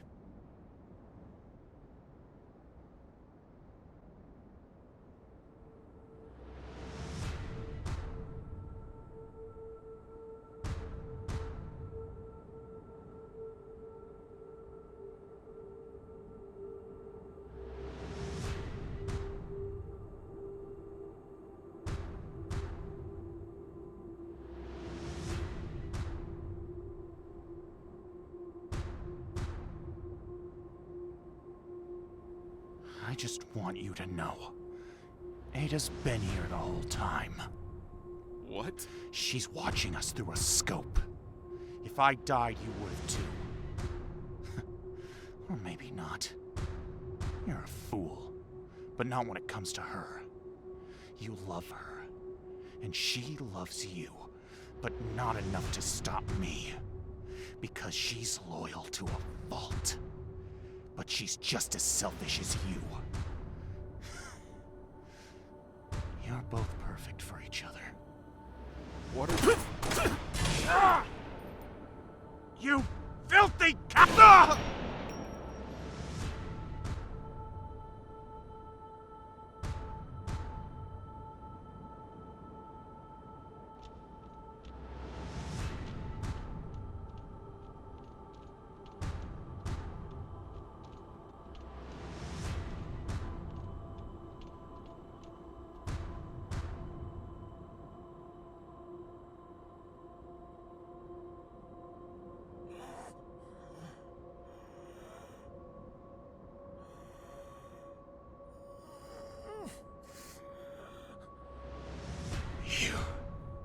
You don't get to use me.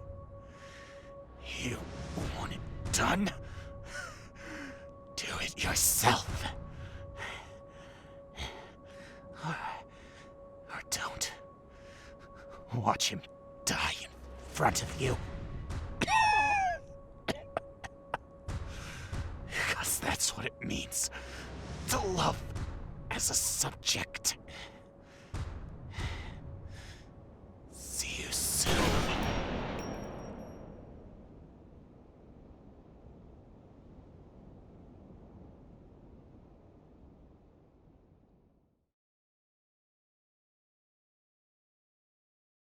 This shows who 8 was in the past.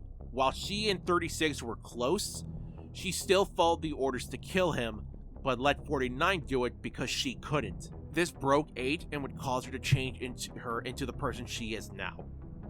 Rachel would have even mentioned that when it was easier to travel, she brought Ada along with her to Blisk so that they could properly say goodbye to 36, while the other 2 didn't end up going because they didn't want to be found in a larger group. Afterwards, 8 would leave and eventually be confronted by 24, being told that 49 informed Williams that she'd go traitor and that she'd be the only one coming back after the mission. The 2 would fight, with 24 severely beating 8, to the point that this was not going to happen previously, but because of the fact I'm making this in the Master Chief Collection, just because it's the only helmet that has it, she would have had her entire visor cracked just to show that's how much 8 was just completely attacking. To show how much 24 was just beating her. But before killing her, 8 eventually would say she wished 24 was dead because she can't see what she is now. Not a soldier or a tool for Blisk, but William's slave. This caused 24 to freeze and eventually leave 8 alive but injured. 8 would be found by 5 and she would patch her up. She said that she doesn't even remember much there, but feels like something did happen. At some point, Rachel would have probably mentioned that and only say that she was basically just forcing the two of them to move, because it was just this overall scary situation to be in. They would eventually get in contact with 4 and 38 after 38 came up with a dangerous plan that also ended up affecting 6. They essentially ratted out Versum to the public in an attempt to turn them against Versum by showing what they did and who they affected, which outed 6, making everyone know him and making it difficult for him to hide, and that would eventually cause Williams to find him, or at the very least remind Williams about him. So yeah, that's supposed to connect back to Subject 6, clearly. But I also wanted to give an explanation as to how people knew who 6 was. Like, how the Doctor knew 6, or even like how that random news report had information on 6 or whatever. It's just, it just made no sense to me. So this was my way of like kind of mending that. At least I hope it was a good idea. I know who you are, son. Subject 6. You escaped from the SS3 program for Blisk. You're all over the news. Versum's former super soldier, Subject 6 of the SS3 program's hideout, was found. We've gotten no details on the subject yet, but we're still looking into it. Stay tuned. They would meet and wait, hoping it would work. But when the plan failed, that's when they all decided to head to Koropa and hide there. But they were instead captured and brought to General Taylor, who remembered them, or knew that any of the subjects outside of 6 and 33 were responsible and had them in prison. They were tortured and even gave Taylor any information they had, but they didn't let them go. 8 would be able to break free the others, and then kill Taylor herself. They then went on the run ever since, and would then eventually meet with Angela. She admits they tried to live, but that didn't last long. 6 would ask why they would risk fighting. Ada would simply say that they were tired. They were taken as kids, they were used as soldiers/tools, treated like nothing. They were finally free after losing their friends and family, only to be captured, tortured, and threatened with death. They wanted revenge, something they can say, this is our choice, and we accept it. Honestly, their whole motivation is essentially that one quote from Mafia 2 that lives in my head rent-free. You know something, Carlo? For the last 10 years, all I done was kill. I killed for my country. I killed for my family. I killed anybody that got in my way. But this one's for me. Ada knows that this is ruining everything they had fought for, but they don't care, as long as they can get something against Ferguson. 6 asks why him, and she reveals he was responsible for their torture, especially hers under the orders of General Taylor at the time. 6 gets angry that this is the second thing he's left him in the dark, the first being the power plant. Ada says it's no surprise nobody mentioned the power plant because it was destroyed, which instantly gets 6's attention. That was something he was never told. The two eventually leave, Ada telling him there won't be any saving next time. 6 would get contacted by Rachel, who tries to tell him something, but 6 gets livid with her that she wouldn't tell him that the power plant blew up despite having told Aeternum that there's a chance that he could get answers. She only replies that the power plant was her home for a long time before she really joined with the subjects, and that she wasn't privy to discuss that. She then tells him that the subjects have made another move. but against the general's son, Thomas. He's alive, but in the hospital. She says that Angela is not hiding herself and is going after the subjects, and apparently knows where they're hiding, and says that she'll meet him there. Six is wary, but goes anyway. Six arrives at the location and sees that the subjects are in the middle of a fight that only ends when Six gets involved. They begin to yell at each other before the subjects say that they don't go after civilians. They are only targeting Koropa's soldiers. Before anything else is said, Rachel appears. The other subjects question her whereabouts, seemingly having no idea what she's been doing. Rachel said that she's glad that everyone's together, that it's been some time since that's been the case. Then she said that she's glad that everything is going to plan. She then looks at Angela and asks her a rather straightforward question. What is more painful than seeing those you love die? It's loving again, only to lose it all over. Sound familiar? As Angela realizes Rachel's the one that attacked Thomas, all hell breaks loose as Koropa attacks all of them, Six included. They, perhaps Kane, who may lead the attack, mentioned that Aeternum has been attacking and killing anybody indiscriminately, and that they should have figured that this was some sort of plan. But Six has no idea what he means, but is unable to question further as he's being pushed back by being shot at.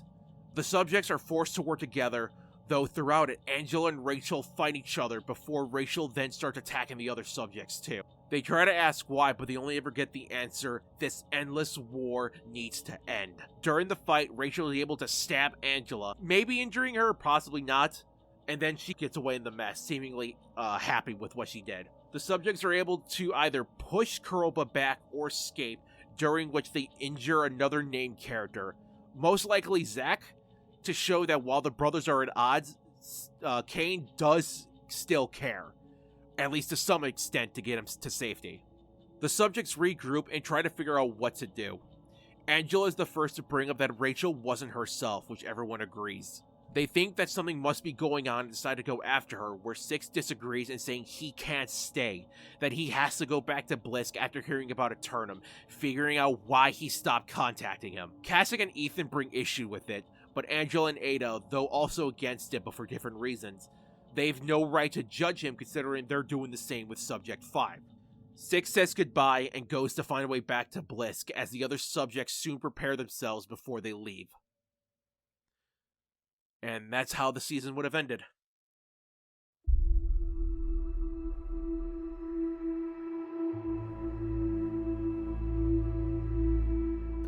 Last season, same as before, no plan for this, general idea of how I wanted to end, but getting there was the big question. Okay, here we go. There's a short prologue that would show both sides. We would see Six and Aeternum's last conversation with Aeternum making his way towards the power plant. Both say their goodbye and say they'll meet up soon. Six would then be seen on a ship out of sight and in Halo 2 Anniversary, heading back to Blisk, while the other subjects are seen across the city, such as Angela at the hospital Thomas is in, keeping out of sight of Koropa's military. Meanwhile, Rachel is seen seemingly talking to herself that everything's almost over. So most of the section ahead will be switching between either Six's perspective or the other subjects to indicate an episode, before it'll eventually fuse both perspectives, or a normal perspective, I guess. Just like the miniseries, I'm gonna go through Six's halves before talking about the subject side. Then I'll go through the fused perspectives as the finish line, or as we reach the finish line. Let's get to it. Six would arrive at Old Dorado, where he'd start hearing gunshots. He'd seen the destruction and bodies. He goes further in and sees the cause, an SS-4. He hopes it isn't, but the closer he gets, he sees it's Aeternum, adorning new armor. Six attempts to call out to him, but when he does, Aeternum instantly attacks him. Aeternum attacks Six, but Six is unable to do any real harm. Throughout the fight, he could see that Aeternum has no self-preservation, like Angela had tried back when they had fought her. Aeternums would switch between Six, the soldiers, and any civilians he would see, with Six trying to protect them but failing. Soon, Koropa's SS-3s, or the soldiers, would arrive to deal with Aeternum and Six. Aeternum would eventually run away, with Six chasing after him, with Koropa following after them. Koropa chases the both of them into a corner, forcing them to kill their pursuers. It weighs on Six before he takes the time to try and talk to Aeternum.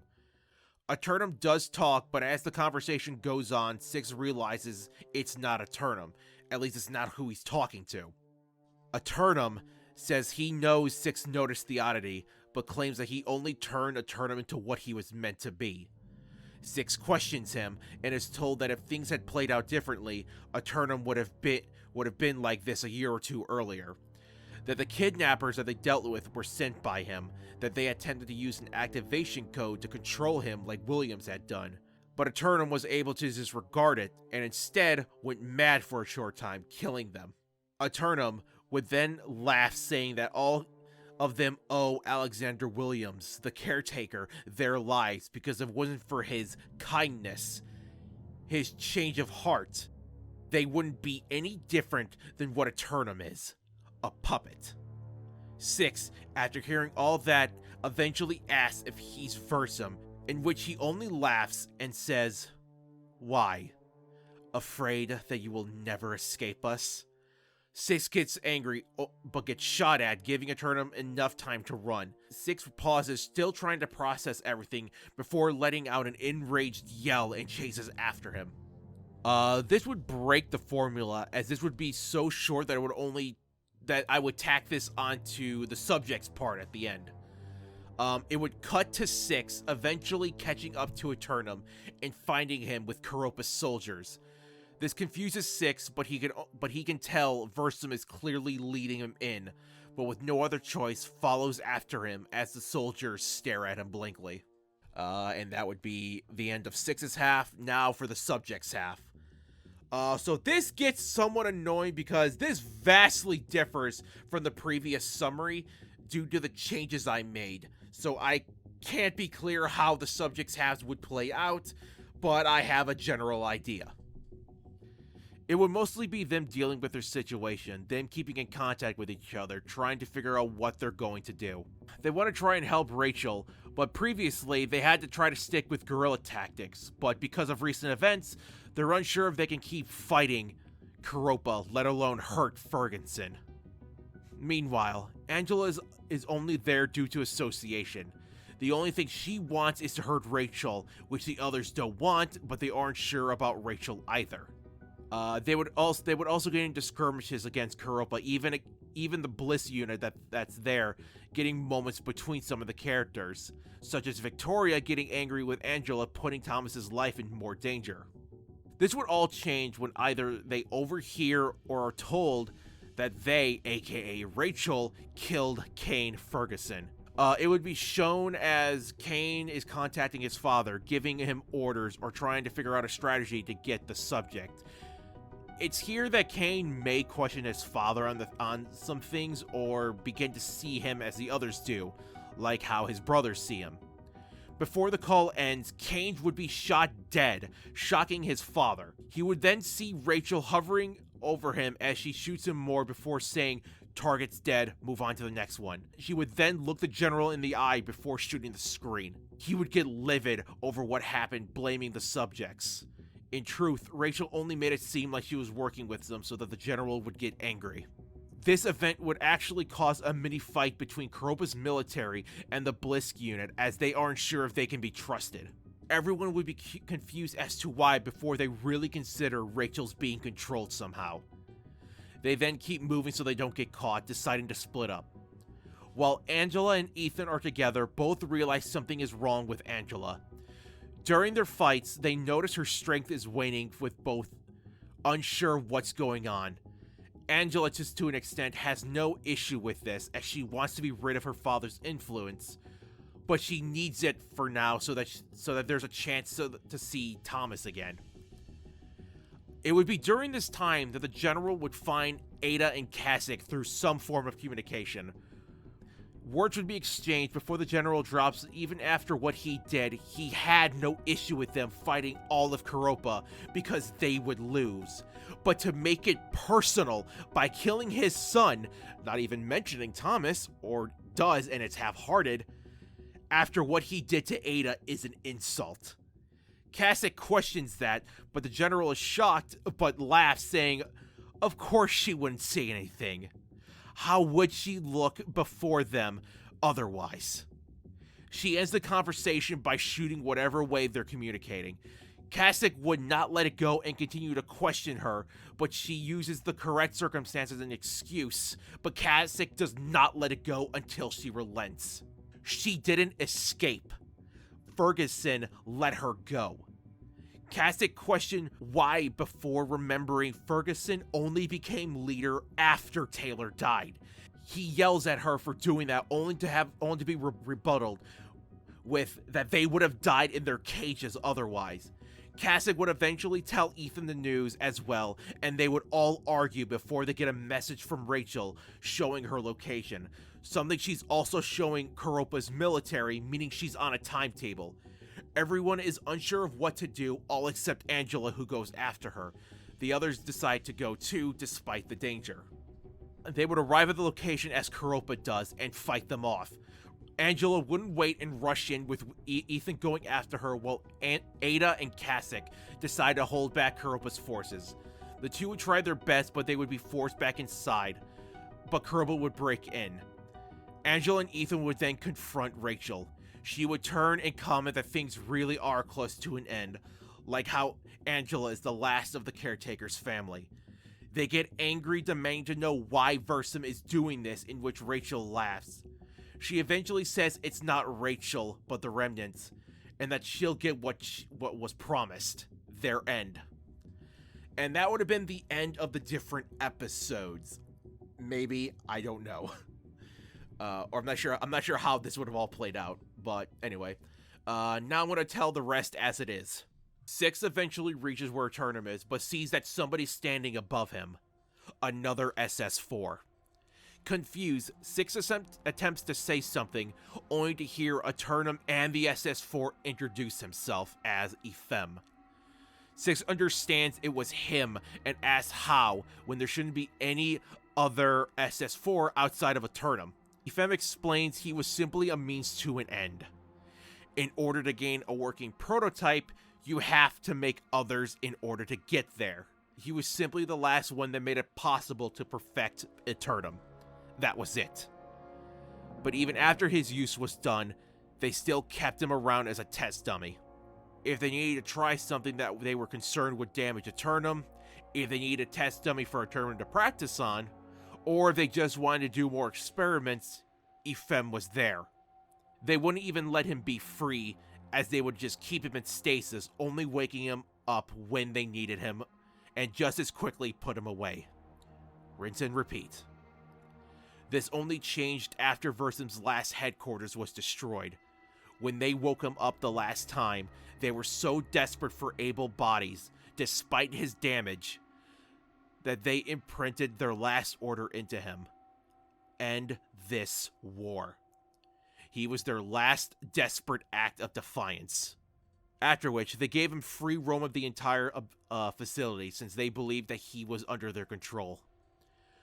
What they didn't expect wasn't to find and gain access to what information there was, such as the truth of the SS4. There was never meant to be SS4s. The SS3s were meant to be what the SS4 are. It was supposed to be children trained, augmented, then given cybernetics so that they would be fully trained weapons that anybody would be able to either control, or they would be just obeying soldiers by using a method from their works on the previous programs, the SS1 and the SS2, that could either suppress, erase, or alter a person's memory or personality to whatever they wish. The original intent was to alter the original 50 subjects to act like Aeternum and the rest of the SS4. However, the Caretaker felt such a thing was idiotic, that it would make them ineffective, and changed it instead when he was given leadership of Versum. All information related to the original idea of the SS3 was hidden away. However, that didn't make him a saint. After changing Angela into becoming a subject and her refusing to willingly help, he used the very method he condemned to erase who she was to make her into Subject Zero.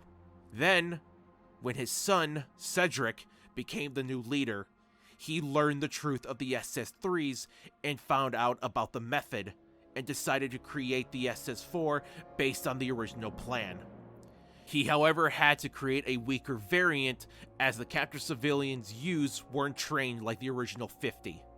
Though FM reveals that Subject 401, the best of the SS4, was the exception, as it was created as intended, using Subject 28, who had survived from attempting to take Aeternum with him, though it didn't matter since he wasn't gone as Williams had expected, since Aeternum's speech motivated him to still betray Williams, which also would have kind of explained why Williams didn't trust him in the end, despite that being Williams' flaw, as well as hypocrisy.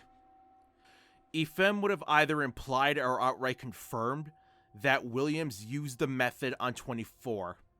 After she returned after being sent to kill 8, he gets it out of her that she didn't actually kill 8, and instantly sees her as a threat as he had been betrayed by the others, and knowing she hadn't followed his orders, decided to use that method on her. It was my way to kind of explain why she doesn't talk at all in Subject 6, or at the very least is quiet, either because William sees loyalty like that, or that he had broken her, but she maintains her hate towards 6. Or honestly, he could have seen it as a way to really see the effectiveness of the method before using it on the 400 civilians. And in the end, that's what they used on Efem when they woke him up, to get him to obey. When it all finally processed, he was livid. He was vindictive. It started off slowly, with learning how to properly use the method, and upon doing so, began to use it on the guards. They thought Efem was under their control, so they weren't cautious around him, making it easy for him to capture them one by one. And upon gaining enough numbers, he released the guards on what was left of Versum. And after it was done, he had them end themselves, Code Geass style. And that left him all alone in the power plant. But he was still binded by their order. Just like with Aeternum's urge to kill 6 that it takes over, it was the same with Efem. He couldn't disobey, he needed to do it.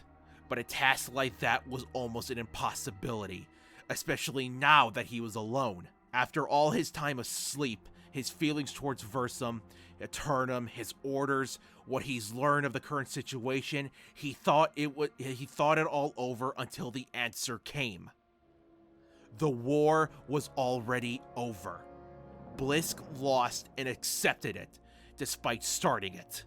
Koropa won and let bygones be bygones, even deciding to help the smaller island out, despite the fact that there are still issues with both islands. Versum was the only one that wanted war. Thus, to Efem, the only way the war ends is if Versum is forever gone. So upon coming to the realization, he began to use that idea to manipulate his directive/orders of end this war, and it worked, giving him the freedom to do what he wanted, end Versum. 6 quickly brings up that he had done just that before realizing it. Efem explains that all of Versum needs to go, including everything related to them. Himself, the SS3 program, the subjects themselves, Angela, all had to die for the war to finally end. So he orchestrated all of this to not only eliminate everything of Versum, but to have Koropa act as its personal executioners. 6 asks how he can do this, which he says is easy when you don't have a future or a reason to live. He explains his body is failing because of the abuse Versum inflicted upon him with all the experimentations. Thus, he's on a timetable. That this forced him to hasten some plans, and that it would have most likely have failed if he wasn't alone. Immediately, it goes to Angela and Ethan trying to talk to Rachel, trying to explain she's being controlled, in which she admits she knew about it a lot longer than they thought. In fact, she allowed it. They then ask why would she let that happen, or even why at all. She says she met the one responsible while assigned to the power plant, where they talked. She sympathized with him and began to think things differently. And after they had escaped imprisonment, the one time she had gone to Blisk, she ended up contacting the base before Koropa attacked and met Ifem. He eventually told her what he had planned and asked for her help since they were like-minded. She at first wasn't sure. In fact, she hated him for she was close to some of the people there. But as she thought more, it clicked. And it was all because of 49 and 36. Upon hearing their last conversation from Ada, how both sides had their reasons why they stuck to their sides, but yet in the end, they died. Just like they would have been if Ada hadn't freed them. And even then, they were still being hunted. Fursum, Blisk, Koropa, even when the sin they committed was not of their own choice, death is wanted. And she hated them for it. It didn't help that seeing how well Koropa lived while they went through so much. So when Ada declared what was essentially a suicide mission, she was heartbroken, yet she was happy. Ethan accuses that she didn't even agree with them about this fight, that she wanted nothing to do with it and she left. Rachel could only laugh and say it was all her idea. She reveals that when she and Ada went to Bliss to get their last words to 36, she incapacitated Ada and brought her to Ifem, who had then used the method on her too, implementing the need to fight Koropa. Ethan even comments that this all started after they had returned, that this wasn't what she wanted to do after escaping imprisonment. The change to her, however, wasn't made nearly as obvious as it would have been with, say, Aeternum with the urge to kill 6. She was still herself, but if she ever strayed away or if she ever stopped fighting, she would go back to her objective no matter what. Throughout the explanation, it would show Ada and Kasich fighting off Koropa, and Kasich trying to get Ada to retreat, but she keeps persisting in fighting. Kasich tries to forcibly get her to go with him to get to Angela and Ethan, but suddenly, Ada shoots him multiple times and pushes him away. It's only then that she realizes what she's done, leaving herself open to get shot by a sniper. Ferguson would then pass by her, and she looks up at him. He only utters that she didn't get away. She only traded one hand for another, and that as a tool, it's time for her to be put down. He only chuckles before leaving, going after the others. She tries to move to stop him, but is unable to. It would then go back to the 3 subjects, both yelling at her for what she's done, but that she doesn't care.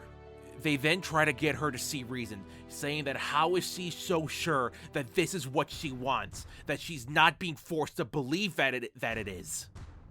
She says that's what she had done. The method was used to ensure that she would be committed to this, even if her feelings waned, even if she had second thoughts, or if this caused her pain. She then admits that she actually hated them all and was glad to have done this, but after spending so much time with them, getting to know them, she admits while crying that it was the hardest thing she ever had to do. Both are infuriated by her admission, calling her out, but then she yelled that she couldn't control this, that she couldn't help, that this is how she felt. She then takes a deep breath before looking at Angela and saying her feelings for her, however, never changed. She admits that she was the reason why Angela went after 33, that she kind of like egged her on, that she gave her the information about 33 so that she would feel compelled to go after him, so that after 33 would die, she would then die. and she honestly hopes she suffers like her family. Without warning, she turns to her and everyone raises their guns and fires.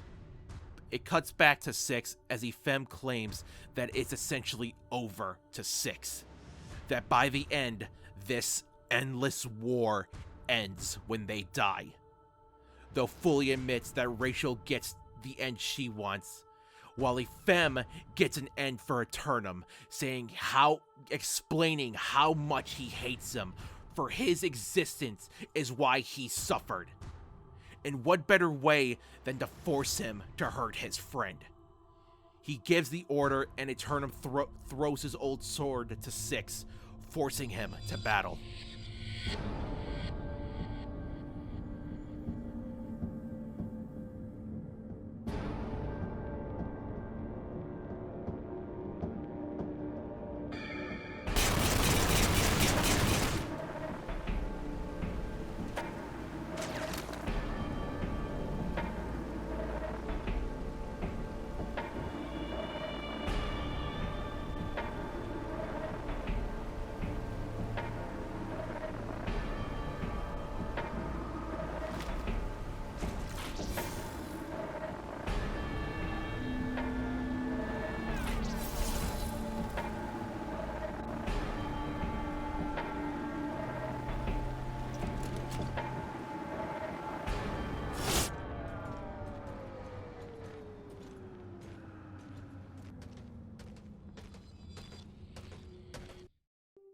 Angela is shown to be injured as Rachel falls over.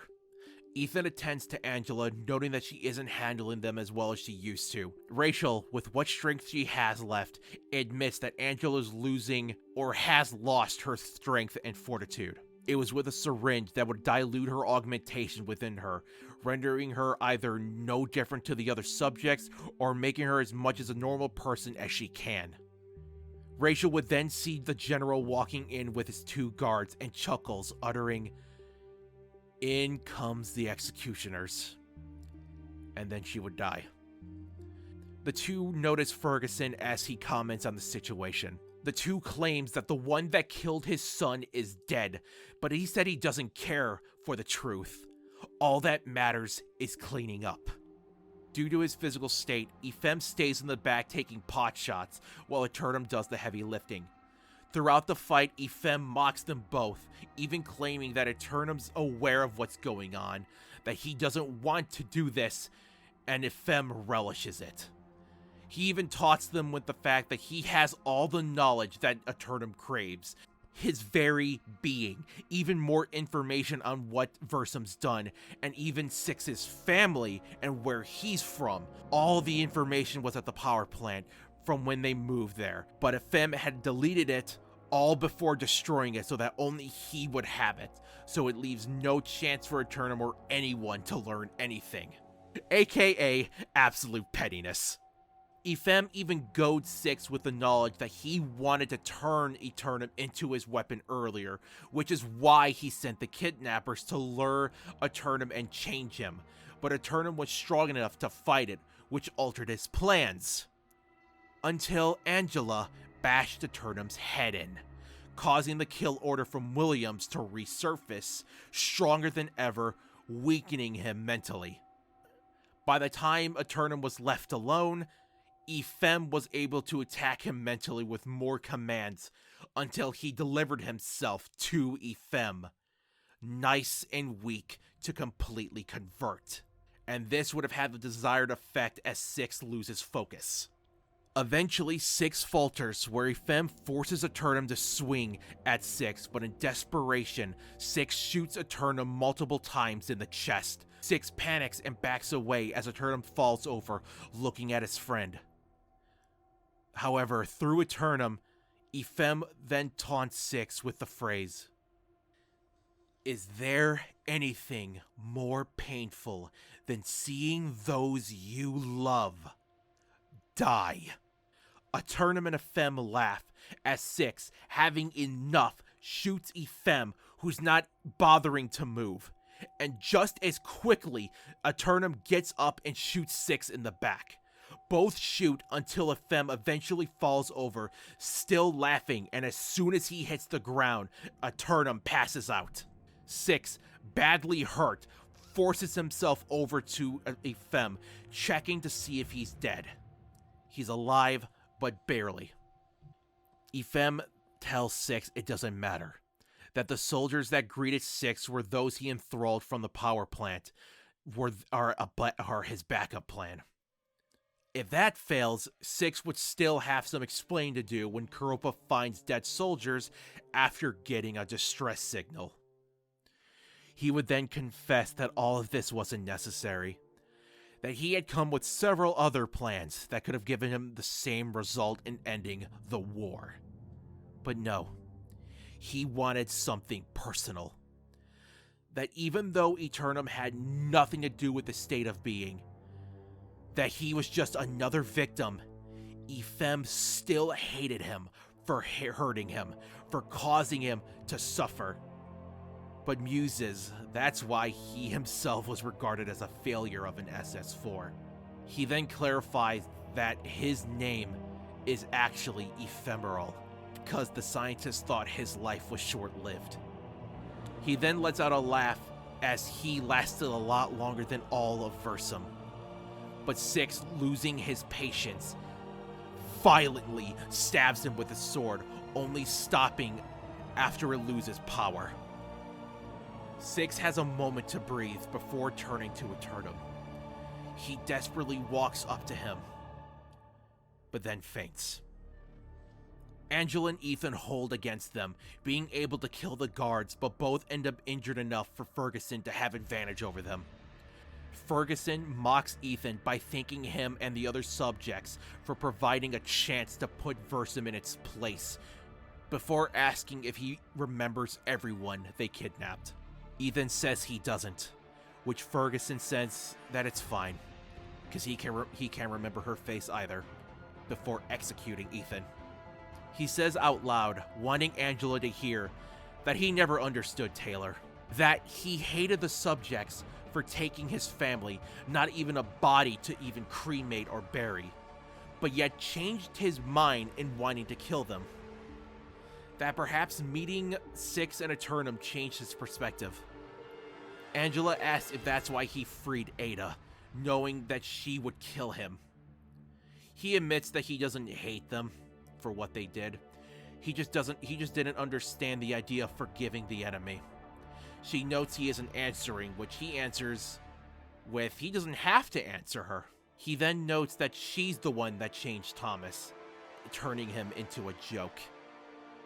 Angela said nothing was ever wrong with him, only that his father was a fool to think that. Ferguson would then laugh, thinking this to be some weird marriage dispute, before he would finally ask her about the information she had stolen from the old headquarters. She refuses to answer. He says it must be important to have started all of this trouble, over which he says they'll figure it out soon. Before he can raise his gun, Angela shouts Victoria now. Ferguson would then turn around just in time to see Vicky, Jessica, and some others enter the room, with Victoria not knowing what's going on. Angela would then quickly tackle Ferguson to the ground, plunging a knife into his head. Before doing it, she yells that the information is her past, and it's nobody else's business. After that, she stands and looks down at him, commenting that he can join her father, before looking up at the soldiers aiming their guns at her. They move up as Jessica demands she drops the weapon, asking her, when does this all end? Angela said this ended years ago, but drops the weapon, saying the killing ended with Ferguson, and allows herself to be arrested. It goes to 6, as everything is dark, but he can hear gunshots and energy slashing, but it's all muffled. He would eventually wake up leaned against a wall. He would try to get up, but he can't.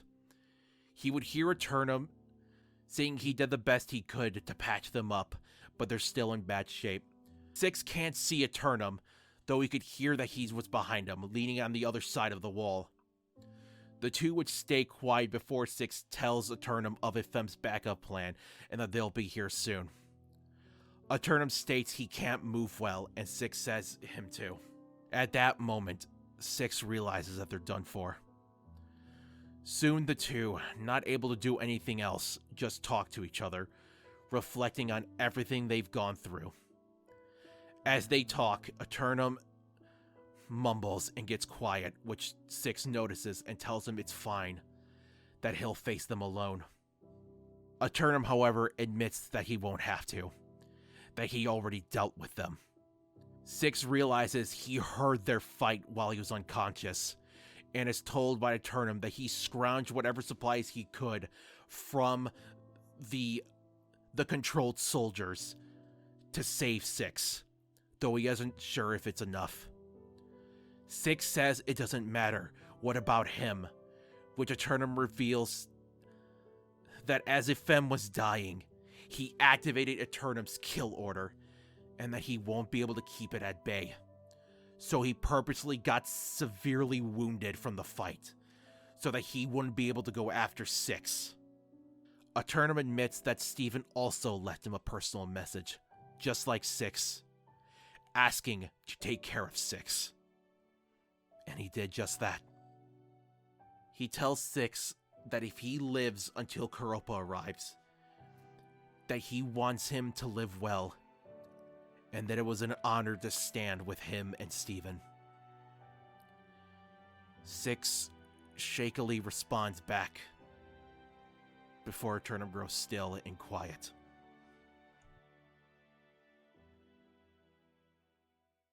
Months or maybe a year would pass since the last events. Kasich is seen alive, accompanied by Koropa's soldiers at the old camp they had used when all the subjects were around. He gets an image of everyone together, even Angela distant. He loses himself in the moment before calming down. He's eventually joined by Six, who's there to remember it as well. Kasich mentions how this was the only time they were all together, the last 6 subjects. He chuckles before stopping, realizing what he said, but doesn't apologize. Six laughs before they talk about what's happened and what's going to happen. Kasich says he's still under arrest for the damage they did, but the new general lessened the punishment as he understood why the subjects attacked. They're not excused for everything they did, but their punishment could have been a lot worse. It would turn out that the new general is another old returning character, just not one I ever said by name. He would have been mentioned as the person who knew what was going on and was against the subject's treatment. His name is Erickson, the military leader from Anguish. I didn't have him appear due to I felt it would have been crowded with the leadership, maybe the back and forth that could have happened. So I had Taylor, still wanting to hurt the subjects, demote Erickson and just essentially just place him somewhere else out of sight. Meanwhile, Six was so injured during the fight, and it took Koropa a while to get to him, that while he made it out alive, his body is too damaged to be allowed to stay as either an officer or a soldier, as it's taken him time to even properly walk. Six is essentially done. Comments that this is what he wanted back when he ran away, but now that he can't fight anymore, he's just not sure what to do. It would then cut to maybe his first time appearing on screen, Thomas Grail, meeting his now wife, Vicky, and her new team, consisting of Joshua Letterman, Jessica Tyler, Zachary Jenkins, and their new captain, Oliver O'Brien. He would have appeared multiple times maybe, just not named. But the significance of him is that he was also from the Anguish series, being Thomas and Letterman's captain, but was killed off before the episode ended. So there was not that much to work with. He was essentially a blank slate, but I thought, hey, he appeared at the end. He appears at the end of this and gets to live. Thomas would make small talk with him, eventually having a friendly spat with Letterman. Just like in Anguish, Letterman likes to call, like the privates, meat, because to him, they have to earn the right to be called private, and until then, they're just labeled as meat. As such, he refers to Vicky as meat, which Thomas takes an issue with. Letterman at first thought it was just a civilian not understanding why he's calling a soldier meat, until it finally occurred to him that it was because he was calling a woman meat. He gets flustered, saying that it's not what he meant, before everybody laughs at his expense, eventually him laughing too. The reason I highlight this is because these characters came from a series that, while they have its humor, it was very somber and heavy. And while this is the end, it was to show that these characters will have a happier future than the one they had experienced before. If you couldn't tell over the course of all this, I'm very sentimental. Captain O'Brien says that they have their orders from their newly appointed general, claiming that they have a lot to clean up. Vicky and Zach would say their goodbyes as Thomas tells them that she's gonna go and meet Angela.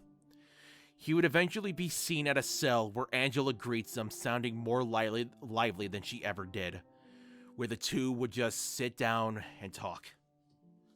Time would pass before Thomas has to leave, but before he does, Angela asks him one last thing.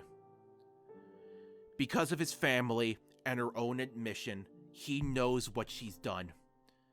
She asks him if he truly believes that she deserves a second chance. He's quiet before saying he can't truly answer that, as he is biased, preferring her over his father. That only she can answer that. What he knows is that despite all that she went through, how confused, how angry, scared she was, she still had enough kindness to help a teenager with his issues. Bad things were done. Can't change that. But we change. Not always. Sometimes not for the best. But you've chosen to change. You're not the person you were 6 years ago. You're not even the same person you were 6 minutes ago, and that's okay. Especially if you don't like the person you were 6 minutes ago. Maybe that's too naive or oversimplifying. But it's not a bad thing to keep things simple.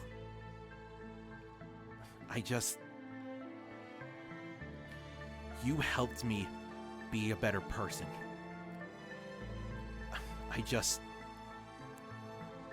You helped me be better. And if you're willing, I'm willing to be there for you. Before eventually calling her mom. A bit awkwardly, and he just kind of apologizes. But she's just stunned before she begins to cry out of relief and joy. I would just like to say that this is the one reason why I was so happy to redo the summary, because this interaction never existed in the old summary. So I was happy to give these two this conversation, just because Angela let go of her guilt that she held onto for so long, but but she still felt that she just wasn't sure if she had the right to be happy, I guess. Like, she just wasn't sure of it. Just because of, like, the thing I think she would have mentioned at some point is that she would have mentioned, like she mentioned all the dialogue, like she had recordings. One of the recordings was her talking with Gordon, her husband, and it would have showed that, you know, there was this attraction, good lord, that there was this warmth between them, like there was this love between them. She and her as Zero, she can't remember that. She remembers her husband, but she can't feel that love anymore. And thus, in her mind, it's just like she doesn't know if she has that right to be happy, I guess. Like a second chance to that happiness. But the thing she didn't get is that this is probably something that Six would have mentioned. Maybe. That maybe she can't remember loving her husband, or maybe she can't feel that love for her husband now, but she still loved her husband regardless of the memory wipe, or, you know, what the method used on her, because it was her husband that made her break free. It's what caused her to kind of like ask the questions. So even after she forgot him, and so when Thomas basically says the same thing, says that he loves her without even saying it, it's enough for her to just be like, I'm being punished for what I did, but maybe I can be happy. God, I hope that freaking comes off well enough. It would then cut back to Six and Kasich as they have a moment where they muse over the hostility they once had for each other, and even what the subjects did to Six by ratting him out, and even eventually about Rachel herself. They would then get into the topic of what happened to Ada, where Kasich says Echo met him in the hospital and told him everything. After Ada shot him, she seemingly regretted what she did, and in that moment, Echo shot her. He was angry that she would betray her companion and said no medic for her, just for Kasich. She eventually came to and would be surprised to see Echo alive and ask, how did you survive? In which he would just say it was either luck or skill, or it would probably be some variation of what he said when he made his miraculous return in anguish. I don't know. He would have, but the two of them would then talk. He tells her that she wasn't getting treatment and that she agreed. That even after shooting her friend and essentially losing, she still feels compelled to fight, and it wasn't her spirit, but something urging her to fight. She feels that dying is the only way to stop, and that even if Echo permitted medics to treat her, she was just going to keep fighting until she just died. Echo would then stay with her, where she would muse that she's dying just like 49 and 36. 49 got shot by her sniper, and 36 bled out because Ada didn't want to be the one to kill him. It's during this moment that Echo and Ada would actually learn each other's real names, well, as real as they can be, in which she would laugh at Echo's strange name before passing away. Kasich would bitterly laugh at how he's the last of the survivors. Six would comment about that before addressing Aeternum. He would confirm that he did die, not only defending him from Ephemeral's controlled soldiers, but from himself. Six is the last one of his group, and now he feels truly lost. Kasich can only tell him that it'll get better, as where else could it go? After some time, Kasich would eventually have to leave and tell Six good luck. Six would then reveal to him that he gave himself a name. Robert Kaysen Zenith. Kasich stops, kind of processing it, and then laugh, saying congratulations, and then would then leave with the soldiers. Okay, so Six's name is something that I think would have been discussed over the course of the series, but it would have been until the very end where he came up with the name. His name is basically taking pieces of the people that mean something to him. Like, Zenith is a no-brainer. It was either between 33's last name or Gary's last name, and I don't know, Miklay just doesn't have that kick that Zenith does. But the name Robert comes from when Aeternum was trying to come up with a name for himself. Gary was like, what's the first name that comes to mind? Robert. And then Aeternum chose, Aeternum, because Six was like, you have to choose a name that means something to you. And then Kaysen was, okay, that one's a bit of a, what? So, I was trying to kind of work with what, Gary had said. Like, after the Robert name didn't work, Gary was just like, how about an intimidating name, like, Sheila or Kate? And I was trying to, like, see, okay, wait, could I work with that? Robert, Sheila, Zenith. Maybe? Maybe it's just an initial? But it's like, okay, how about Kate? I was even trying to do, like the masculine versions, like, the opposite version of the name. Like, I have no idea if I'm right or not, but apparently the opposite of Sheila is Bruce. Again, I could be wrong, but it was just like Robert Bruce Dennis. That doesn't kick. Like, it doesn't really, like, connect. Flows up the tongue, whatever.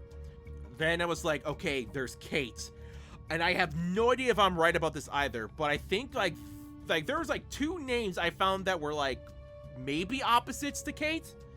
It was either Cole with a K or Kaysen. So I'm like, okay, wait, Robert Cole Zenith. Not really. Robert Kaysen Zenith. Okay, yeah, that kind of fits. Again, I don't know. Maybe I would have gone with Sheila just because, but basically, yeah, Six's name is based around all 3 of his friends. Anyway, Six would stay for a bit before he would leave, going back to Blisk, back to the bunker, back home. It would then show off everybody else, like, probably this would have been like maybe like a credits sequence, or maybe like before the credits, where it just shows where everybody is right now, like Thomas and Vicky visiting Angela, or like Letterman talking with Erickson, or I don't know, maybe like him and Jessica talking. I don't know. It would just been like all these different people. But then it would end on Six as he's back home in front of 3 graves now. He said he doesn't know where he's going, but says that when they meet up again, he's gonna have a lot to tell them. He would then say, "See you then, brothers," and walk away, as it would then show off Aeternum's tombstone and like the epitaph or the engravings on it. Without identity, without past, a man that forged himself a hero, a friend, a brother. Forever remembered, Aeternum. And that's the end. That's it. Holy Christ.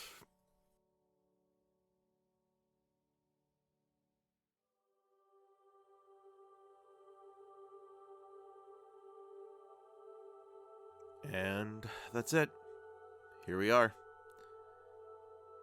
First thing I want to say is, knowing that the video is around 3 hours, I'm grateful for any of y'all to have watched up to this point. I really do mean it. If Dead Sound or David is watching this, then I'm guessing you're either shocked or surprised about the length of the video, but I'm hoping you at least got a kick out of this and see that I meant what I said when I wanted to work on this. I don't know. I just wish things worked out differently. But regardless, despite knowing I'll remember this as a headache due to the tech issues, I had a lot of fun working on this. It was an interesting experience, though I'm unsure if I did it well. I had fun writing the characters, trying to keep them in character while moving the story forward. Which was concerning, because out of all the named characters, only 5 were mine. The subjects and ephemeral. I guess technically 36 and 49 count due to the flashback, their significance to the story, and because I put a lot more characterization to them than the others. And Ferguson, I guess, due to the fact that he never really made an appearance before, only ever mentioned. But yeah, a majority of the named characters were Dead Sound, so that was a bit of a challenge. It was actually fun creating the backstories for the missing subjects, trying to fill in the pieces in the larger puzzle. I just hope that it still adhered to what was there. It was a challenge, but that's what made it fun. I will say, reworking the summary, or rewriting the summary, and also looking back at the old summary, it was here that I noticed that I still have the reoccurring issue that I've done of maybe you just don't need to answer that, or if you do, you'll need more time than what you're allowing yourself. I remember wanting to explain the crazy biomes of how there's apparently a desert underneath the snow caps or snowy area. Cause back in Subject 6, when Aeternum jumps to keep himself away from 6, we see him on the desert floor before going back up the base that is surrounded by sand and that it is also connected by snow. Like, it was... I don't know why, but I just felt compelled I need to answer this, but it's just like, maybe not, you know? I'll just chalk it up as, map limitations and that it doesn't, and also that it doesn't really matter to the story that I'm trying to tell, because, oh my god, I remember that being like, that was just a huge distraction. It's like, ugh. I will say that I wish I had done things differently, like more world buildings and such back during All Into Nothing. I really wish I did that. I want to say that maybe something I should have changed was Aeternum and Steven. Like, maybe I should have switched who died, since Aeternum was impossible to really work with as a character later on. Well, at the very least, it's hard for him to make appearances due to the elites not being playable in recent games. But with how I wrote Angela as a character, I couldn't justify his death over Steven's. Plus, I also saw that as a challenge to keep Aeternum connected, despite not being able to be there all the time. Again, that was kind of fun. I'll be honest, because this was ending, and that I always told myself that this was my last thing to do with Machinima, till I got inspired to work on something I've been wanting to work on, so that'll be my last project, I kept procrastinating. There were issues, but some of the times, I just didn't want to do it. Because it ending means that's it. It's done. But what got me to get this done, funny enough, was because other media was ending.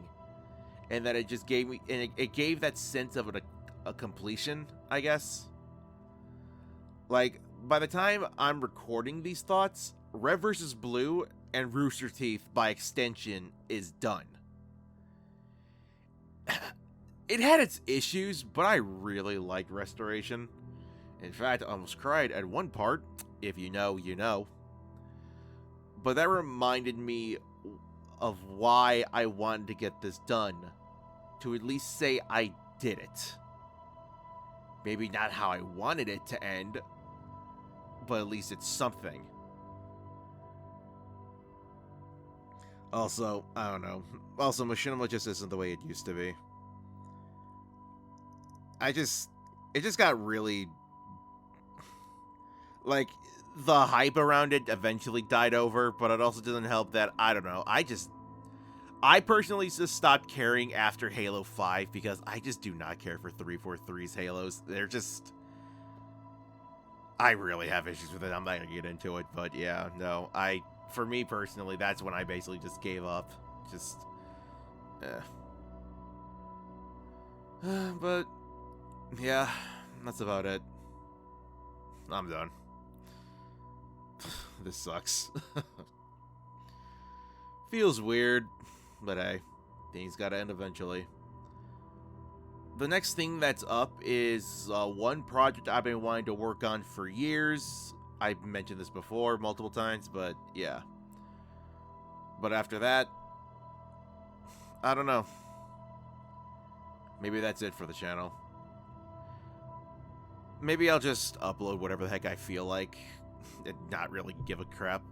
But I guess we'll see. Again, I want to thank you all for watching up to this point. It really does mean a lot. At the very that you would listen to just some guy just wanting to just talk about like what he had planned for a story. But yeah, that's it. This is Corrupted One, and until then, see ya.